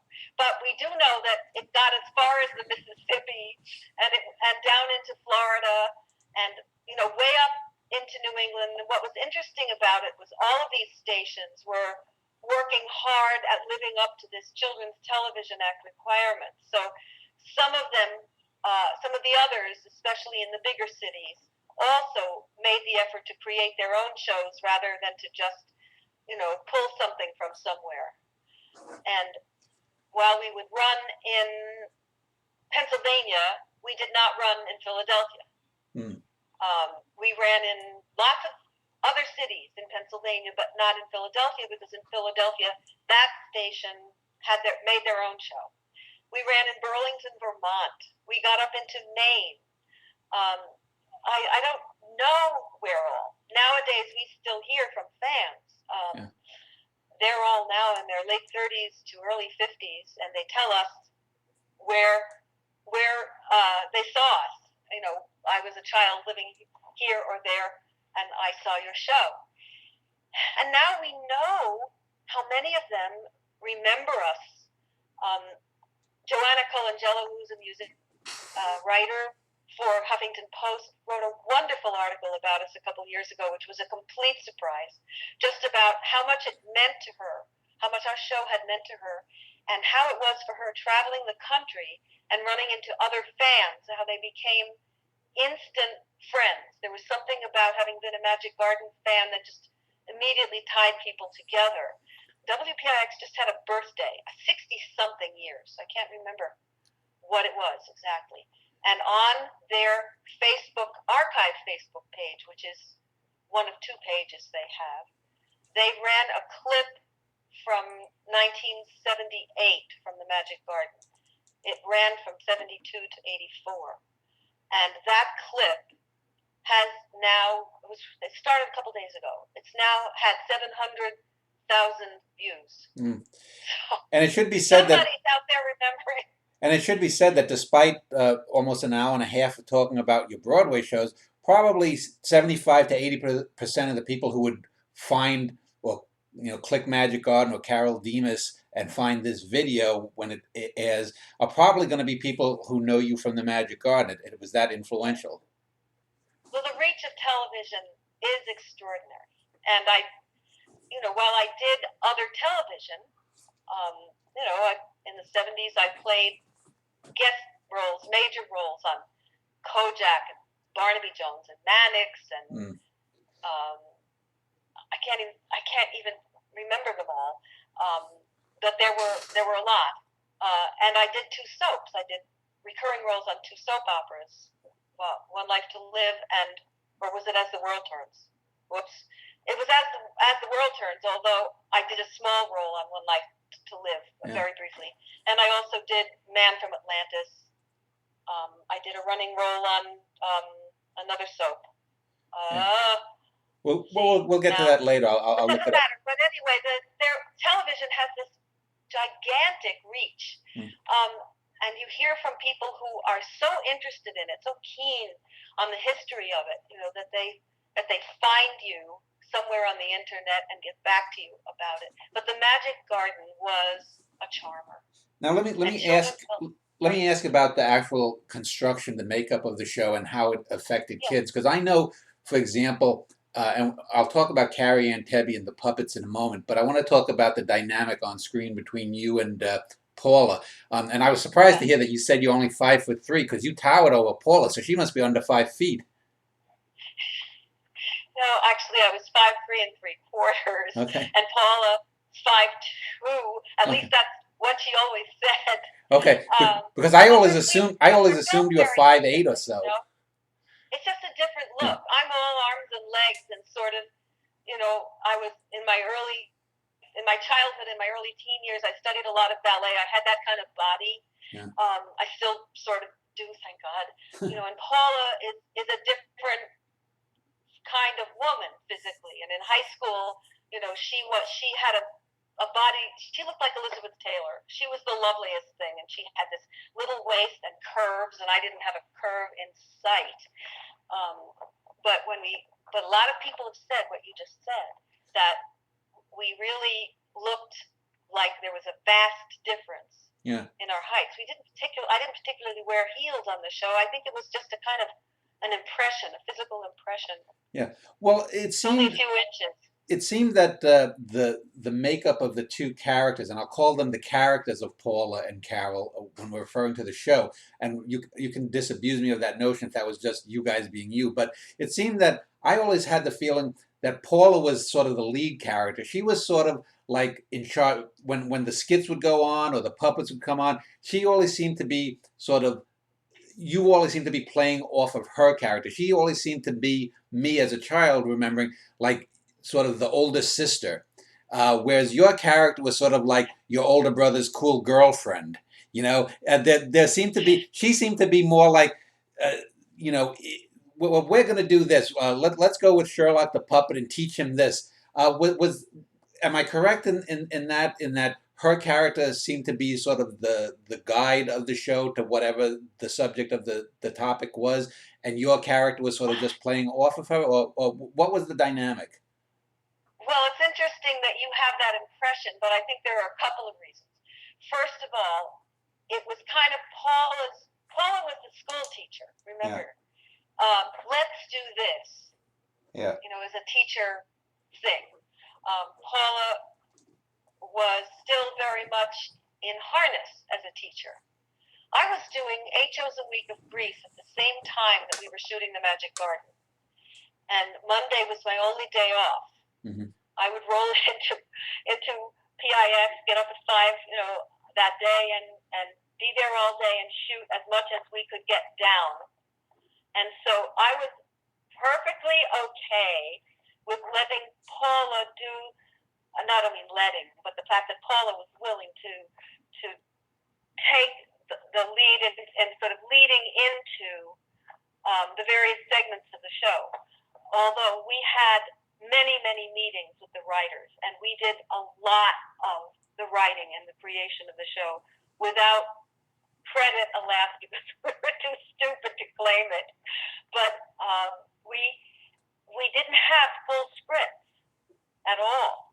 What we had was one page of an outline. Yeah. And the only time that particular lines were even actually scripted was when we were dealing with a puppet where there had to be a certain back and forth and he couldn't see us very well, or something that had to be very specific. Paula would come to the theater and we would work on the stories and our songs down in the basement of the theater with a baby on her back and something for both of us to eat. We had given them lists of all the stories we thought we could bring to life with just the two of us, or maybe occasionally with Sherlock, coming into it. And all of the songs we felt we could sing with just the two voices and a guitar, and the simple arrangements that we did. I did most of the harmony because I'm really good at that. And besides, Paula was playing the guitar, and that was enough for her to be concentrating on. But I think, may have fallen into a kind of pattern where Paula said, let's do this, and we did it. But nothing was scripted. All of the dialogue just came from us. It isn't like we were sloppy about it. It was mostly pretty equal.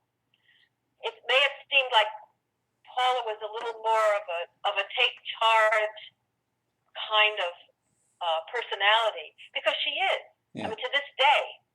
And besides, she was also a mother, and now she's the mother of 3 children, the youngest of whom, Greg Janis, is now a cardiologist with excellent timing as far as we're both concerned. And, you know, and 2 wonderfully talented and brilliant women who are her daughters. And they have been like my own children all of their lives. I'm very grateful for them, for Monica, for Victoria, and for Gregory. But Paula has been, like I said, a person who kind of says, okay, this is what we're doing now, or I don't want to do that, or and I'm always a little more tentative, and I say, well, you know, if that's what you want, I can do that. So I think you picked up on the difference in our styles. Yeah. But when you really look at the way the stories were done, and the way conversations with the puppets were done, if you look at all of the shows, you see that the content was pretty equal between us. It was just a sort of different approach. Now the show had a number of songs. The opening song, the closing song. There was "It's nice to say hello, hello, hello," and "How are you?" That's the one everyone knows. Yeah, and then I still remember like see ya, hope you had a good time, la. And then the opening one, "Here in the Garden of Make Believe, the magical Garden of Make Believe." But were those songs written by Paula alone, or did you collaborate on it, or did you get input from the station? We didn't write them at all. No. The station hired the people who wrote them. The Magic Garden song and the Storybox song. You don't need a key to follow me. There are no lots of Storybox. Yeah. That one. Yeah. The Storybox song and the Hello song were written by Alton Alexander and his son, Larry Alexander. Alton had done other children's television, and he was the writer that they actually hired from the outside, and he joined Virginia Martin, who was with the station already, with, you know, just kind of getting things lined up as the writers. And Alton, we always used to say he was a supermarket of ideas. We would sit in a collaborative session with them, and he would have, like this idea, you know, and if you don't like that one, how about this one? He had a million of them. And we also had George Kayada, who was the loveliest, dearest man. Both George and Alton are now deceased. George was a Vietnam veteran. He played the guitar. He wrote the Open Window song. Open up the window, listen to the wind blow. That one. Yeah. And he wrote Sia. Yeah. And Sia became so loved that a lot of kids, we found out later, chose it as the last song at the prom, at their senior prom. So they were people we came to know because they were involved, especially Alton, because he also wrote some of the outline of the shows. But we did not write those songs. Okay. I wrote one that was in there someplace, and we wrote additional verses to folk songs and rhymes and things like that, where we wanted to sing them, but they really weren't substantial enough, and so we kind of beefed them up a bit. Mm-hmm. But we did not write those songs. Okay. Now, and we pay royalties on them for anything that we release that includes them. Yeah. Now, I mentioned that the 70s had a lot of great television shows, and a lot of them had puppets. Aside from obviously Sesame Street and the Muppet Show, you know, there were things, as I said, Kukla, Fran, and Ollie still went on. There was a show called The Patchwork Family for a few years. The New Zoo Review had people in giant animal costumes. There was Romper Room occasionally had puppets. And then there were things like Davy and Goliath and Gumby. And so how did Carrie and Tebby, how did he get involved in the show? Did you know him beforehand, or was he brought in by the station? He was brought in by the station. He auditioned, and they wanted him to, you know, he was doing the Patchwork Family. You mentioned it. Oh. His puppet Rags. Yeah. He was Rags. Okay. On that show, so he was already out there in that arena. I wondered because Rags remind me so much of Sherlock, or Sherlock reminded me of Rags. Well, there you have it. So he needed a puppet to bring to the audition, and he really didn't have one. So he made Sherlock out of a pink fluffy bathrobe, bathrobe, and he had pipe cleaners for whiskers, and he took a half of one of those pink rubber balls that we all played stoop ball with in those days, cut it in half, and blackened it and made his nose. Put the eyes on. One of the things that to me made it so clear what a fine, imaginative, and skillful puppeteer Carole Demas was and still is, was that Sherlock was not an expensive puppet. In fact, his teeth used to fall off regularly, and sometimes when Paula would have the guitar, she was dealing with that, and I would look and I would see that Sherlock's teeth were beginning to slide, and so I would pat him affectionately, while I was doing it, so to get them stuck back on. And if you see the earlier shows, his teeth were longer, and we made them a little shorter over time, but otherwise, he was the same puppet. And Carrie had said to them, "Don't you think we ought to build a puppet for the Magic Garden?" They said, "No, we love this one. We love the way he looks." When you see Sherlock with those eyes that had no lids, they don't do anything fancy, they just look at you like this, you can't imagine how much expression he gave that puppet. He made him look sad, happy, jubilant, silly, confused, joyful, whatever. And his expression actually never really changed. Yeah. And the same was true of Flapper, who was added part of the way through. After we had done quite a number of shows, we decided Sherlock needed a sidekick. So this puppet was created somewhere else, and he was a bird named Flapper. We spent a whole session sitting with the writers, and each of us came in with lists of about 30 names. And we finally came to Flapper, and we sometimes called him Flap.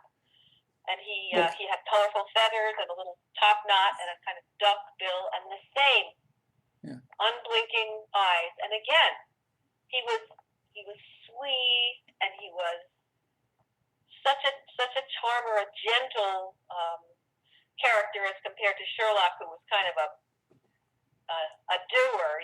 Sherlock was always getting into trouble and hauling poor little Flapper into the mess. And Flapper just worshipped him. Well, now, Carole, let me ask you this.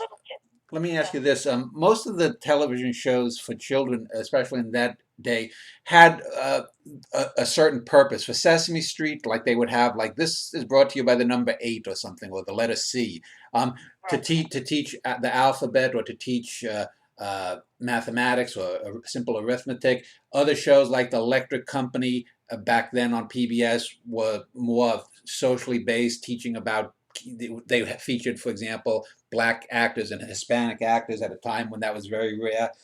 Shows like Zoom were run by kids. It was about kids being kids on television.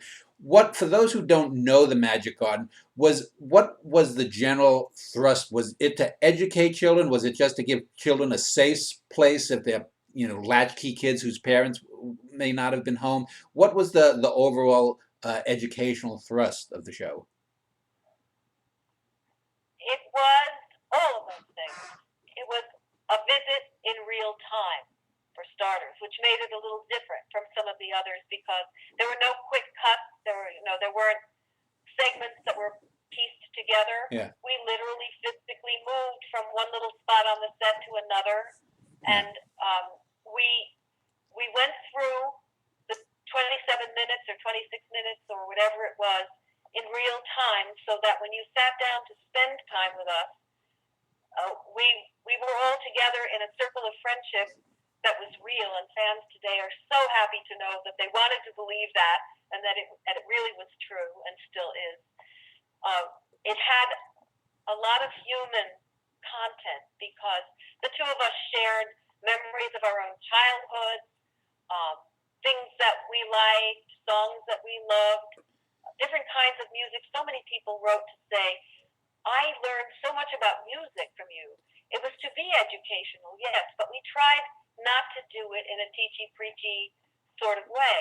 Yeah. So we introduced from early concepts, some of pre-kindergarten concepts, colors, shapes, letters, things like that.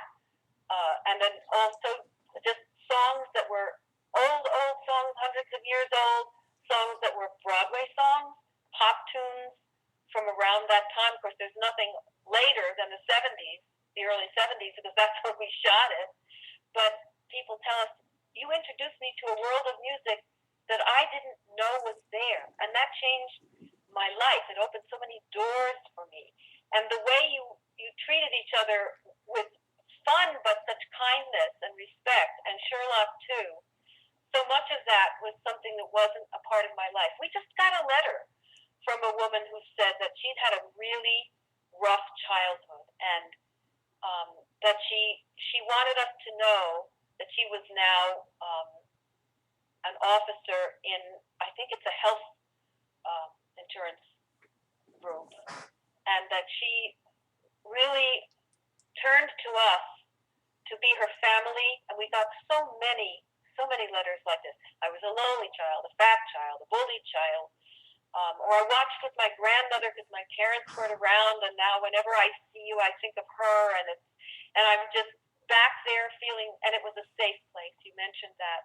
Such a safety zone, away from your troubles. We weren't afraid to be silly. We weren't afraid to take chances. We took a lot of risks, although it may not look like it, because we hadn't rehearsed these things. And we just knew where we were going, and we took it from there. But we tried always to give children something that they might not already have, whether it was about friendship, about parents, about family, about reading, about the value of books and stories, about having simple fun that didn't require fancy toys or a lot of money. Sometimes the things we found in the story box were things that the prop people had made that were elaborate masks, kind of, or something made out of paper. But a lot of the props were very simple props. We wanted to encourage children to bring stories to life at home on their own with stuff they could find. And we continued to do that even with our live performances, which started in the mid-70s and are still going on. Yeah. Now, the show only had, from what I'm seeing, 52 episodes plus a Christmas special episode, and yet it ran for a dozen years in its initial first run. Did you do just 4 or 5 shows a year, or did you finish taping most of them by 76, 77, and the rest were repeats? Oh, we finished taping most of them in the first couple of years, okay. 72, 73. Okay. Because then after that, I was in California a lot of the time. And we really did a lot, very intensively for a time, and we had no idea that they would run it for such a long time and that it would grow in audience over that whole span of time. One of the things that was different in television in those days was that they ran shows in 13-week segments. So there were 52 shows, and all of them ran in a 13-week stretch of time, and then they would go back and start it again. So each show ran 4 times a year. But with 52 shows, there was still a lot of variety, and not everybody saw everything every time. And kids would watch it for quite a few years, and sometimes even when they were older, they would watch it with their younger siblings. And even when they were babysitters, they would watch it with the children they were sitting with. So it kept going on. Plus, when children are little, they love repetition. Again. Tell me that story again. Sing me that song again. So there was no problem about the 52 shows. The Christmas special was made in 1981, and Paula and I produced that, which is a story for another time, because that was something. And there's also one more, but it hasn't run. And that's called Magic Garden Still Growing, which was made in in the early 2000s, where we introduced parts of the Magic Garden from the early days, and we were on camera doing that. Yeah. But they haven't used that one. All right. Much. There's a problem with it. Now, let me just ask you about, I want to wrap up the segment here on the Magic Garden. Let me just ask you sort of about the kids' shows. A lot of people nowadays, they go to what's called Comic Con, which is a comic book convention, or there are Star Trek conventions. Is there anything either in the industry of children's programming that there's a similar thing? Or was there any kind of fraternity? Like, did you ever meet Fred Rogers and whatnot? And, say, wow, I love your show. Fred Rogers say, or Captain Kangaroo say, boy, your show is really good. Because I know Fred Rogers, for example, once testified at Congress to get funding for PBS. And so they take up causes. Like I mentioned, the New Zoo Review. When I was a kid, it was a toss-up between you and Emmy Jo from New Zoo Review of who is my favorite. You wore that vest, and you were like the cool hippie girl, and she wore those sort of 60s go-go boots. So, I mean, do you meet these people at conventions, or if you ever run into them, do you say, is there a fraternity of children's, hosts?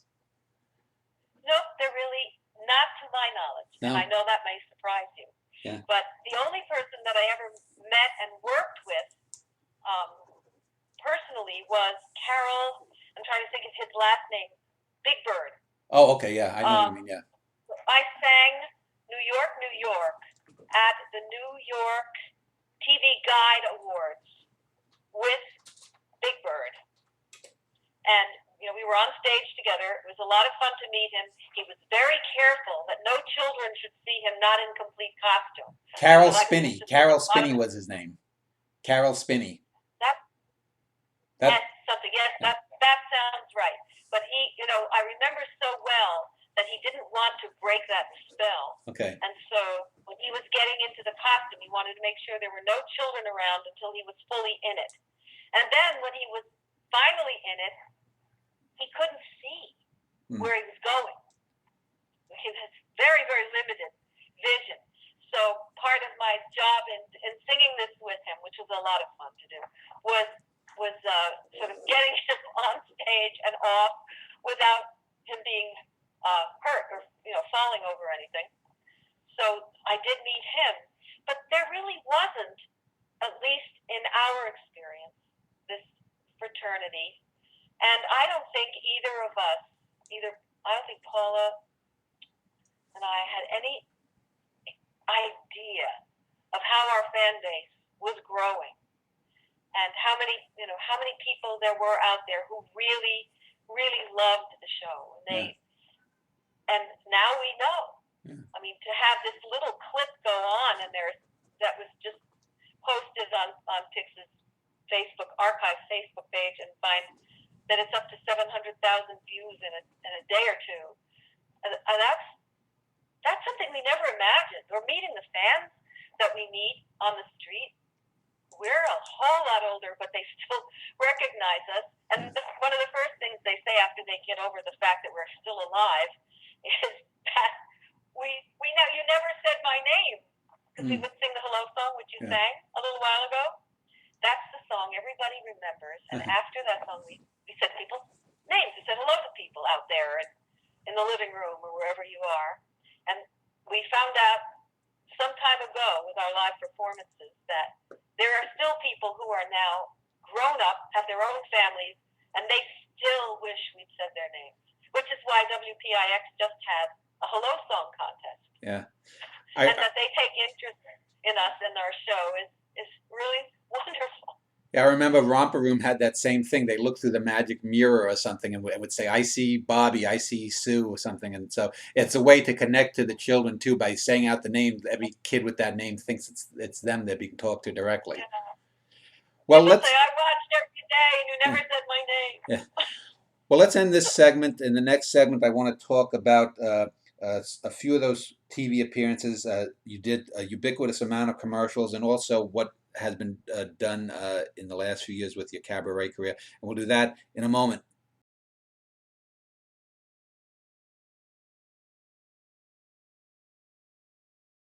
I've been speaking with actress Carole Demas about acting, her career on Broadway, her children's television show, The Magic Garden. In this final major segment, I just want to talk about some of the other things that she's done. We'll end up talking a little bit about some of her singing cabaret at the end. But I also do want to talk about some of her guest appearances on shows. She'd mentioned that earlier. But let me start out with commercials because I know that during the 1970s, you were almost ubiquitous on screen for commercials. And you had said that you wanted to just mention that you did a live commercial on The Tonight Show with Johnny Carson. So why don't you talk about that for a minute or two? Okay. I'm sorry that it can't be found because I would love to have it. I didn't get to see it. He used to do commercials live, and the way it was done was, there was some cameras set up over in one portion of the stage where the commercials would be done. So my job this particular day was to advertise a television set. I don't remember the brand, but it was I think it was late 60s. So the screens were still pretty small, and it was a big piece of furniture. And there was a place in the copy that said, "Here, Carole caresses the veneer." So you were not only telling back that this was a television set, but that this was a lovely piece of furniture for your home. And I've only got one shot. This is live, and the moment comes, and the camera's there, and I do have a teleprompter or a cue card or something, and I'm doing the copy, and I feel like it's going really well, and we get to the caress the veneer part, and I reach out my arm to begin doing that, and I don't know, because I'm focused on the camera, that Johnny has become very intrigued by all of this, and he's gotten up from his chair, and he's gone over to where I am, and he's standing just out of my line of sight, and when I put my arm out, he started nibbling my fingers. He took hold of my hand, and he started nibbling my fingers, and I thought, well, okay, I'm supposed to sell this television set. That's my job today. I'm sticking to it. And he starts working his way up my arm. And I'm still trying to deliver this copy, but it's getting a little tough. And finally, he's like up to my shoulder. I can't remember whether he got as far as my ear before the audience by this point, of course, was paying absolutely no attention to the commercial. They had just thought this was hilarious, and it was. It was an absolute riot. And Johnny was having a ball, and I was kind of a mess. I mean, I was laughing. Ed McMahon finished the commercial because I suppose they were contractually obligated to do that. But it was the only time that I was ever on the Johnny Carson show. And a lot of people remembered it, maybe even better than if I'd been a guest. I don't know. Now, you have a link to or some videos of old commercials you did, and it looks like you did like Kodak and maybe a dozen or more. But the most famous one I remember you was with Promise Margarine. Promise. Which of those commercials, if any, does anyone ever come up to you and go Promise or something? Sometimes people do. Yeah. Sometimes people do. They were really my bread and butter for so long, and are part of my retirement money that allowed me to be vested in Screen Actors Guild and AFTER, which is now combined as one union. But really, I just had the look for the time, and I got really good at doing them. I learned it by the seat of my pants. I went up for so many auditions before I got my first one. I was pretty sure I was never going to get one. And when I first started doing them, I did them in black and white. Yeah. I figured out once that I did over 200 on-camera major national commercials over a period of maybe 20 years. And the Promise one I did twice, 2 summers in a row in North Dakota, where there are acres and miles of sunflowers. Yeah. In the Magic Garden, we just had a couple in North Dakota. There were millions of them. And if the sunflower oil was, part of the component of this margarine, and so I sang my own jingle first, which is unusual. I recorded it, Yeah. Pre-recorded, and then they played it back to me. When I say my own, I didn't write it, but I was the voice of the jingle. I also did that with Puss in Boots Cat Food. I sang the jingle and then did it on camera, and that's also on my website. Yeah.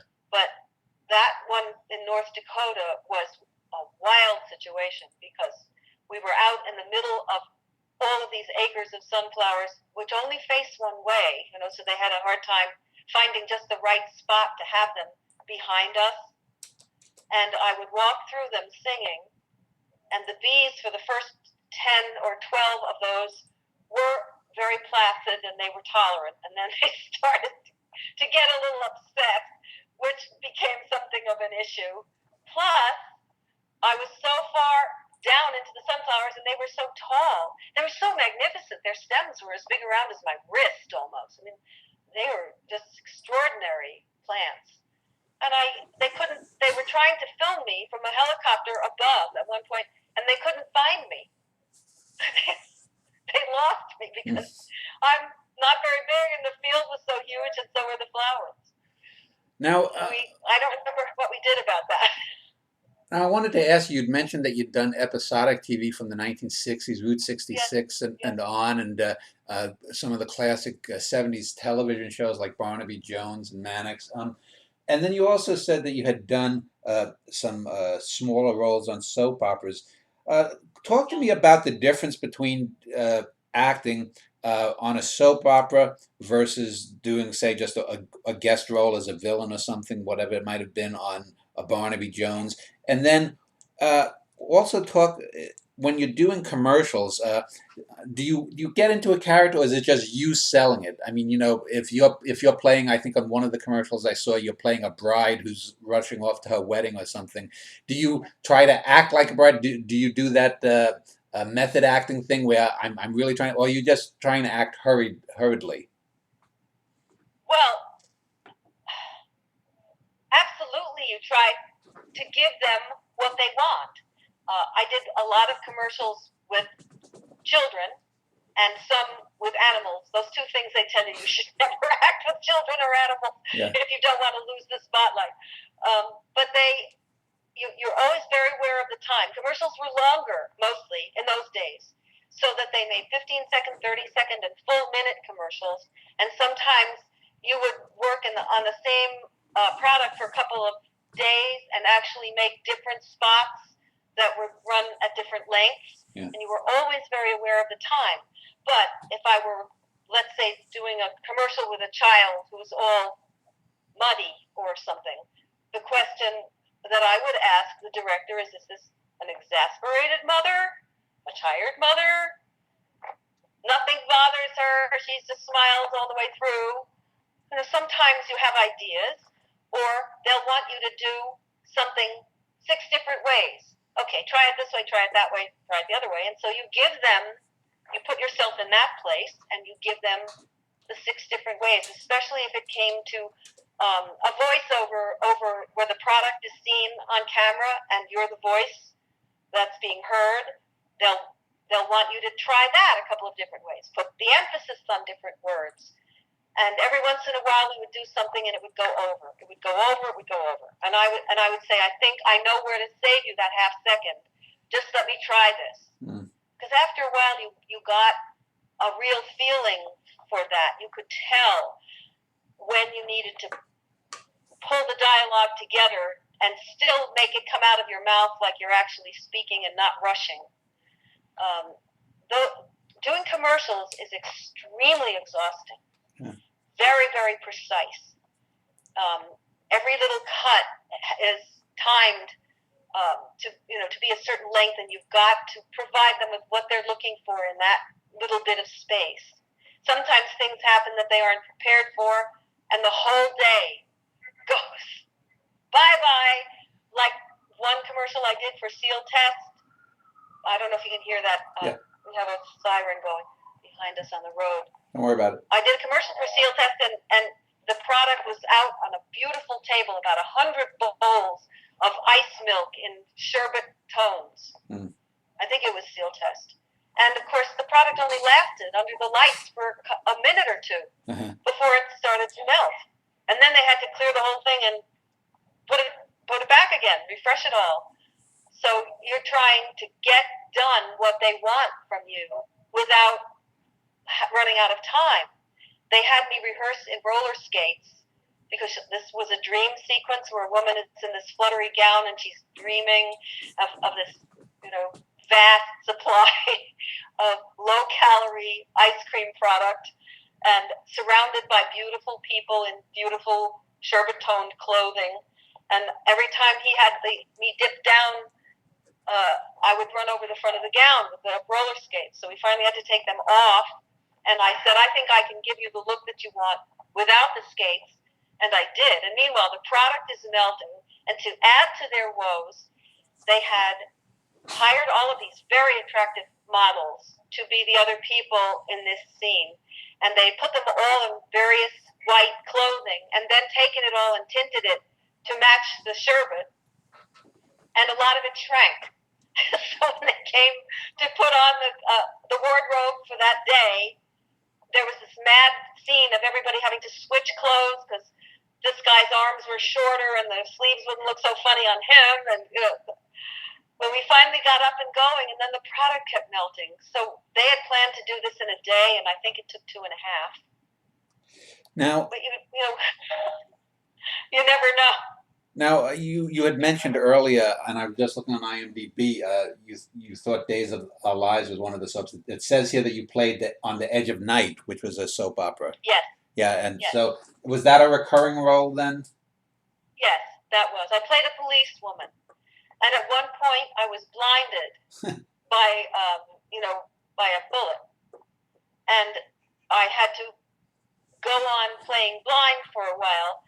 The idea being that I could identify my shooter, but as long as I couldn't see, I couldn't do that. Yeah. So that created a certain tension.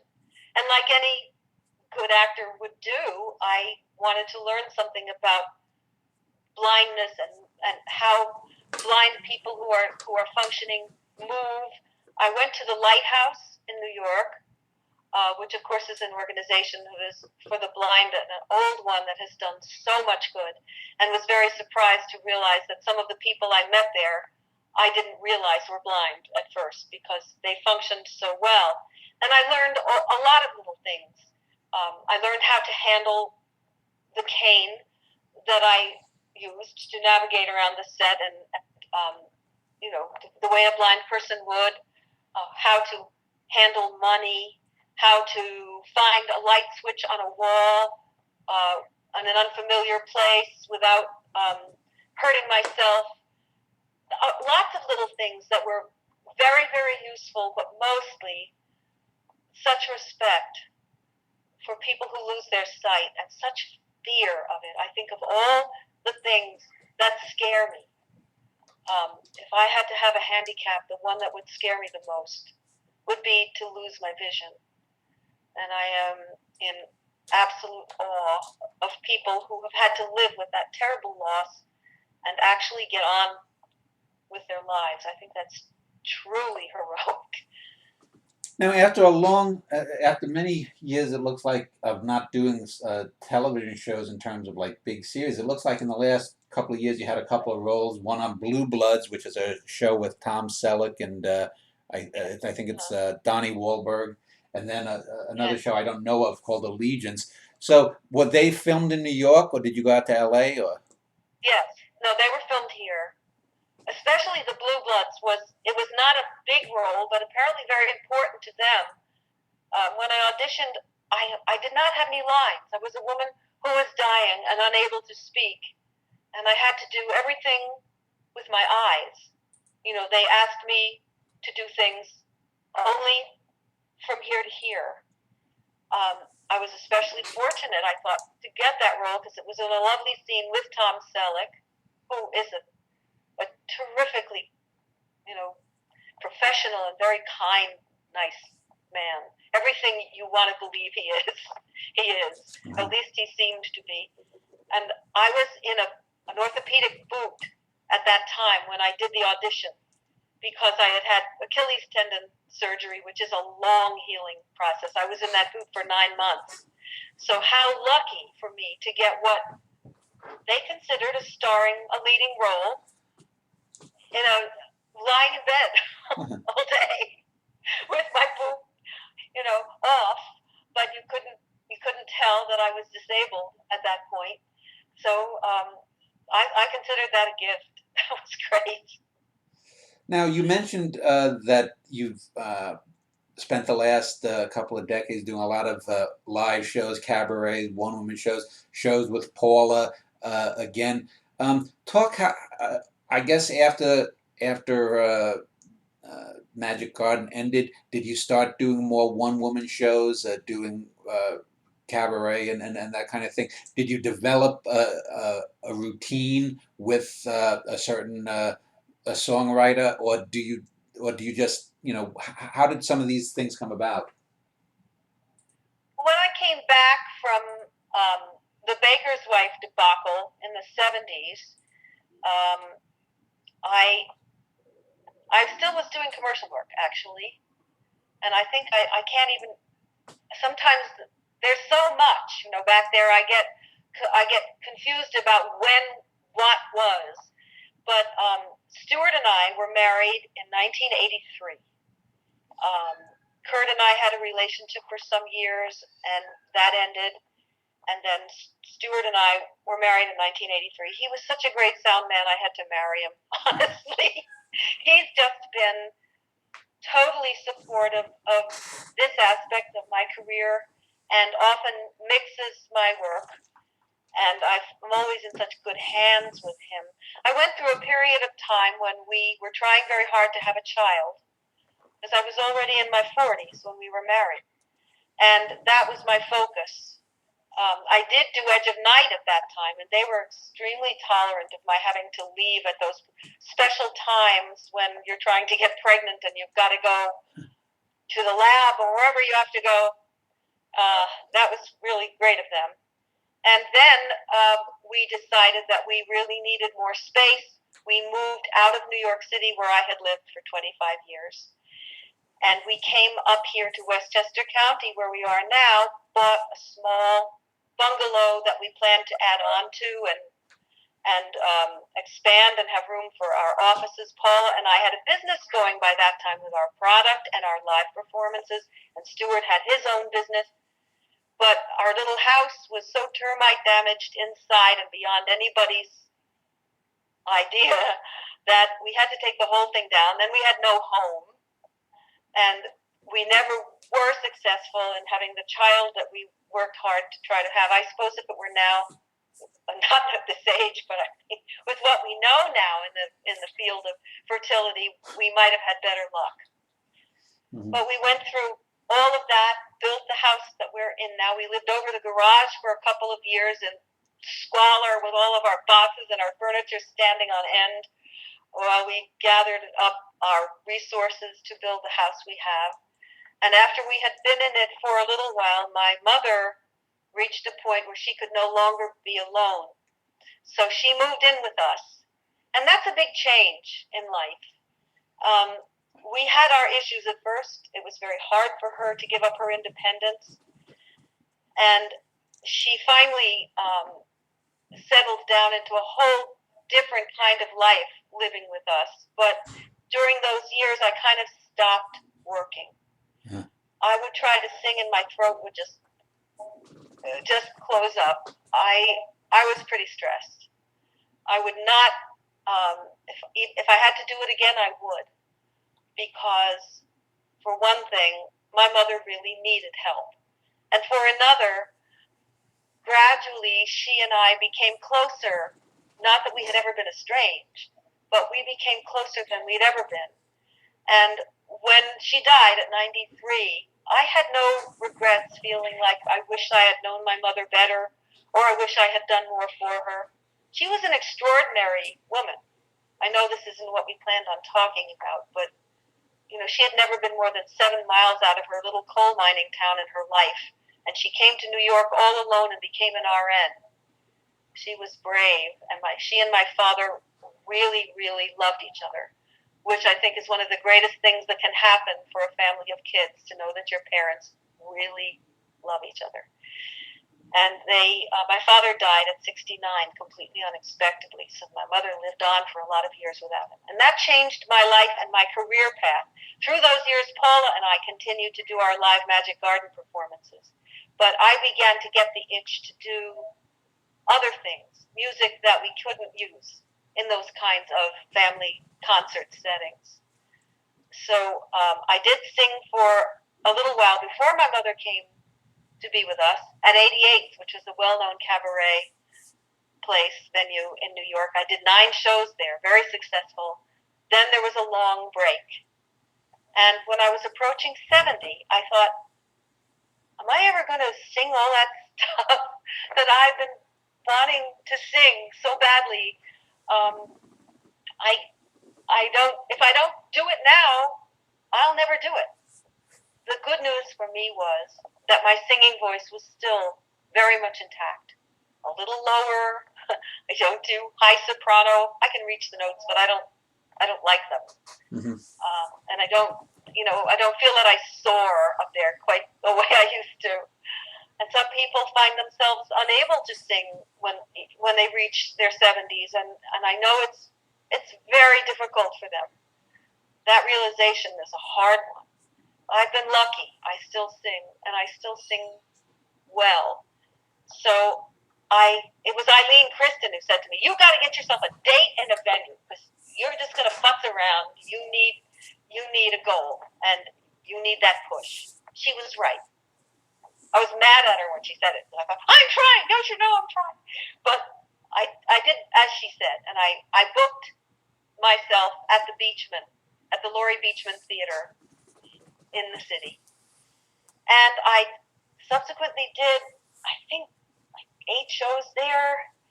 Of course, that was just the beginning. That was my own show with Paula doing a guest spot, a little Magic Garden segment, which fans were so happy about. And I also went back to Greece, and I worked with the youngest.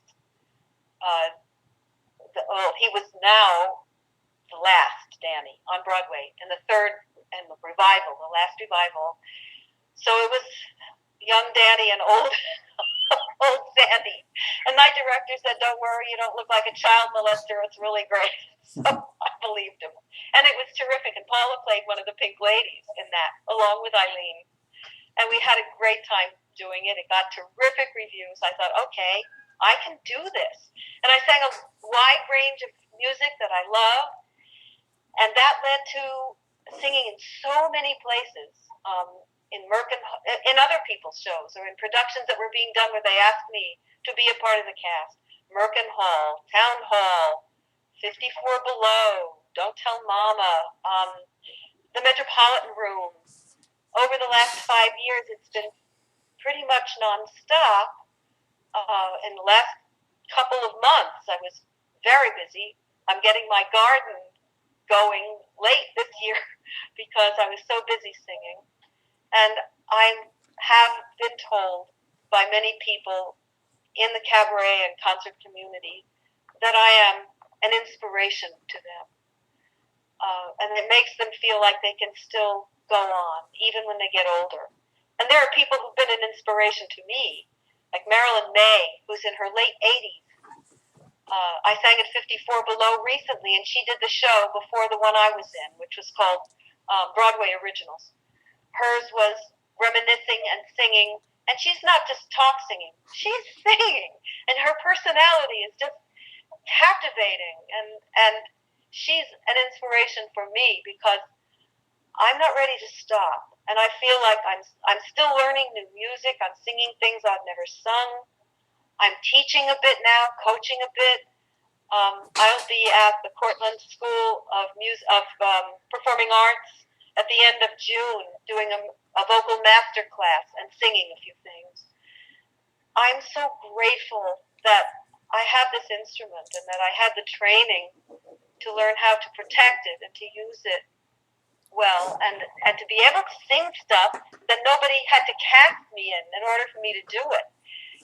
It's just great. I'm very lyric driven in my choices. And I've recently learned a song called Advice to a Young Firefly by a young team of writers, Sam Carner and Derek Greger, that's just an enormously great song and a very inspiring song, but there are so many others too. Well, So the only problem is you've got to find your own way in this. A lot of times you get asked, but a lot of times you've got to make your own way, and you've got to learn your own stuff. What I'm doing now is on CaroleDemas.com. You can always find out what I'm up to. And it's also at CaroleandPaula.com, but mostly the things that I do are on my own site. And I'll link to both of them. And you can see what goes on. Well, Carole, let me ask a final question before we end the interview, and I give you some closing remarks. I just wanted to ask, because since we could probably have gone on almost another 3 hours talking about the stuff, but I wanted to ask, are there any sacrifices that you made to be an actor, to be a performer, that sometimes you think maybe I wish I should have turned that show down because I couldn't have done this? Are there any regrets that you have? Yes, there are a few. I feel like, as far as turning shows down, I feel like I probably should have done The Critic in 9 to have another Broadway credit. Maybe I should have even taken that role that David Merrick offered me, although my management wasn't too crazy about that idea either. Maybe when I was in the 60s, I was flown out to Hollywood to do a test for The Flying Nun because Sally Field had decided that she wasn't going to do it. And while I didn't do The Flying Nun because she came back to the project and she did do it very, very well, it was adorable, they were interested in giving me a 7-year contract with MGM. And at that time, I was helping my first husband through law school. I still felt very new at everything. I felt like I had time ahead of me, and there was so much stuff in the press about people who were under contract in those kinds of contracts who were being forced to do roles and films that they didn't want to do for whatever reason. And that once you were under contract, you belonged to that studio. Your life was no longer your own.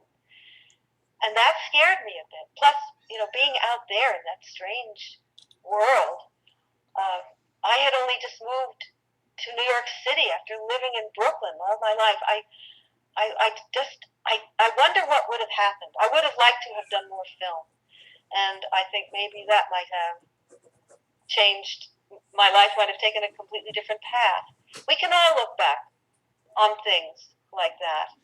But I am just, in a way, right now, I'm sorry that I didn't start singing again a little sooner, so that I would have had more years. But, people now in the cabaret world talk a lot about how audiences come to see us of all ages and for all kinds of reasons. And sometimes it's a really healing experience. I don't want to get all spiritual on you, although I consider myself a spiritual person. But it is a healing experience. For an audience, if you're really good and you transport them to a place where they were not when they came in, or you give them something that they leave with that they didn't have when they came in. But it's a spiritual and very healing experience for the singer as well. Yeah. Cabaret full out is a full body and fully emotional thing. And it's not necessarily all that laid back all the time, although some of it should be and can be. It's very varied. But I'm grateful for all of that. I kind of wish I'd started a little sooner. It's harder, to do things fully when you're 76. And you really need to be careful about maintaining your energy. And that's why my poor garden is crying for me out there. Well, and I really need it.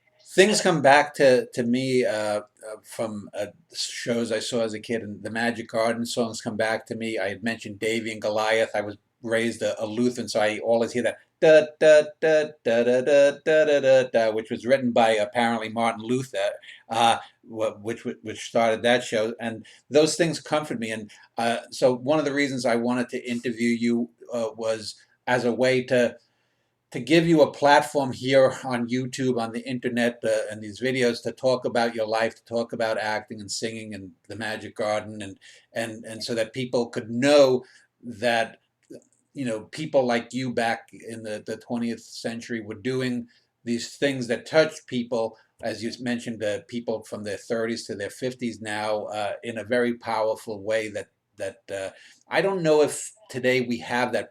Maybe in 40 or 50 years, people who look at these YouTube channels will have a similar feeling. But I don't know if it's as all-encompassing as seeing that television screen. But let me just ask you if you could just sum up in a minute or two any advice you might have for younger actors, or especially those who may want to go on stage. I'm asked that quite often when I speak to young performers, and I would say that for one thing, you really do yourself a favor if you develop something that you can do to help sustain your career during those times when you're not actually working at it.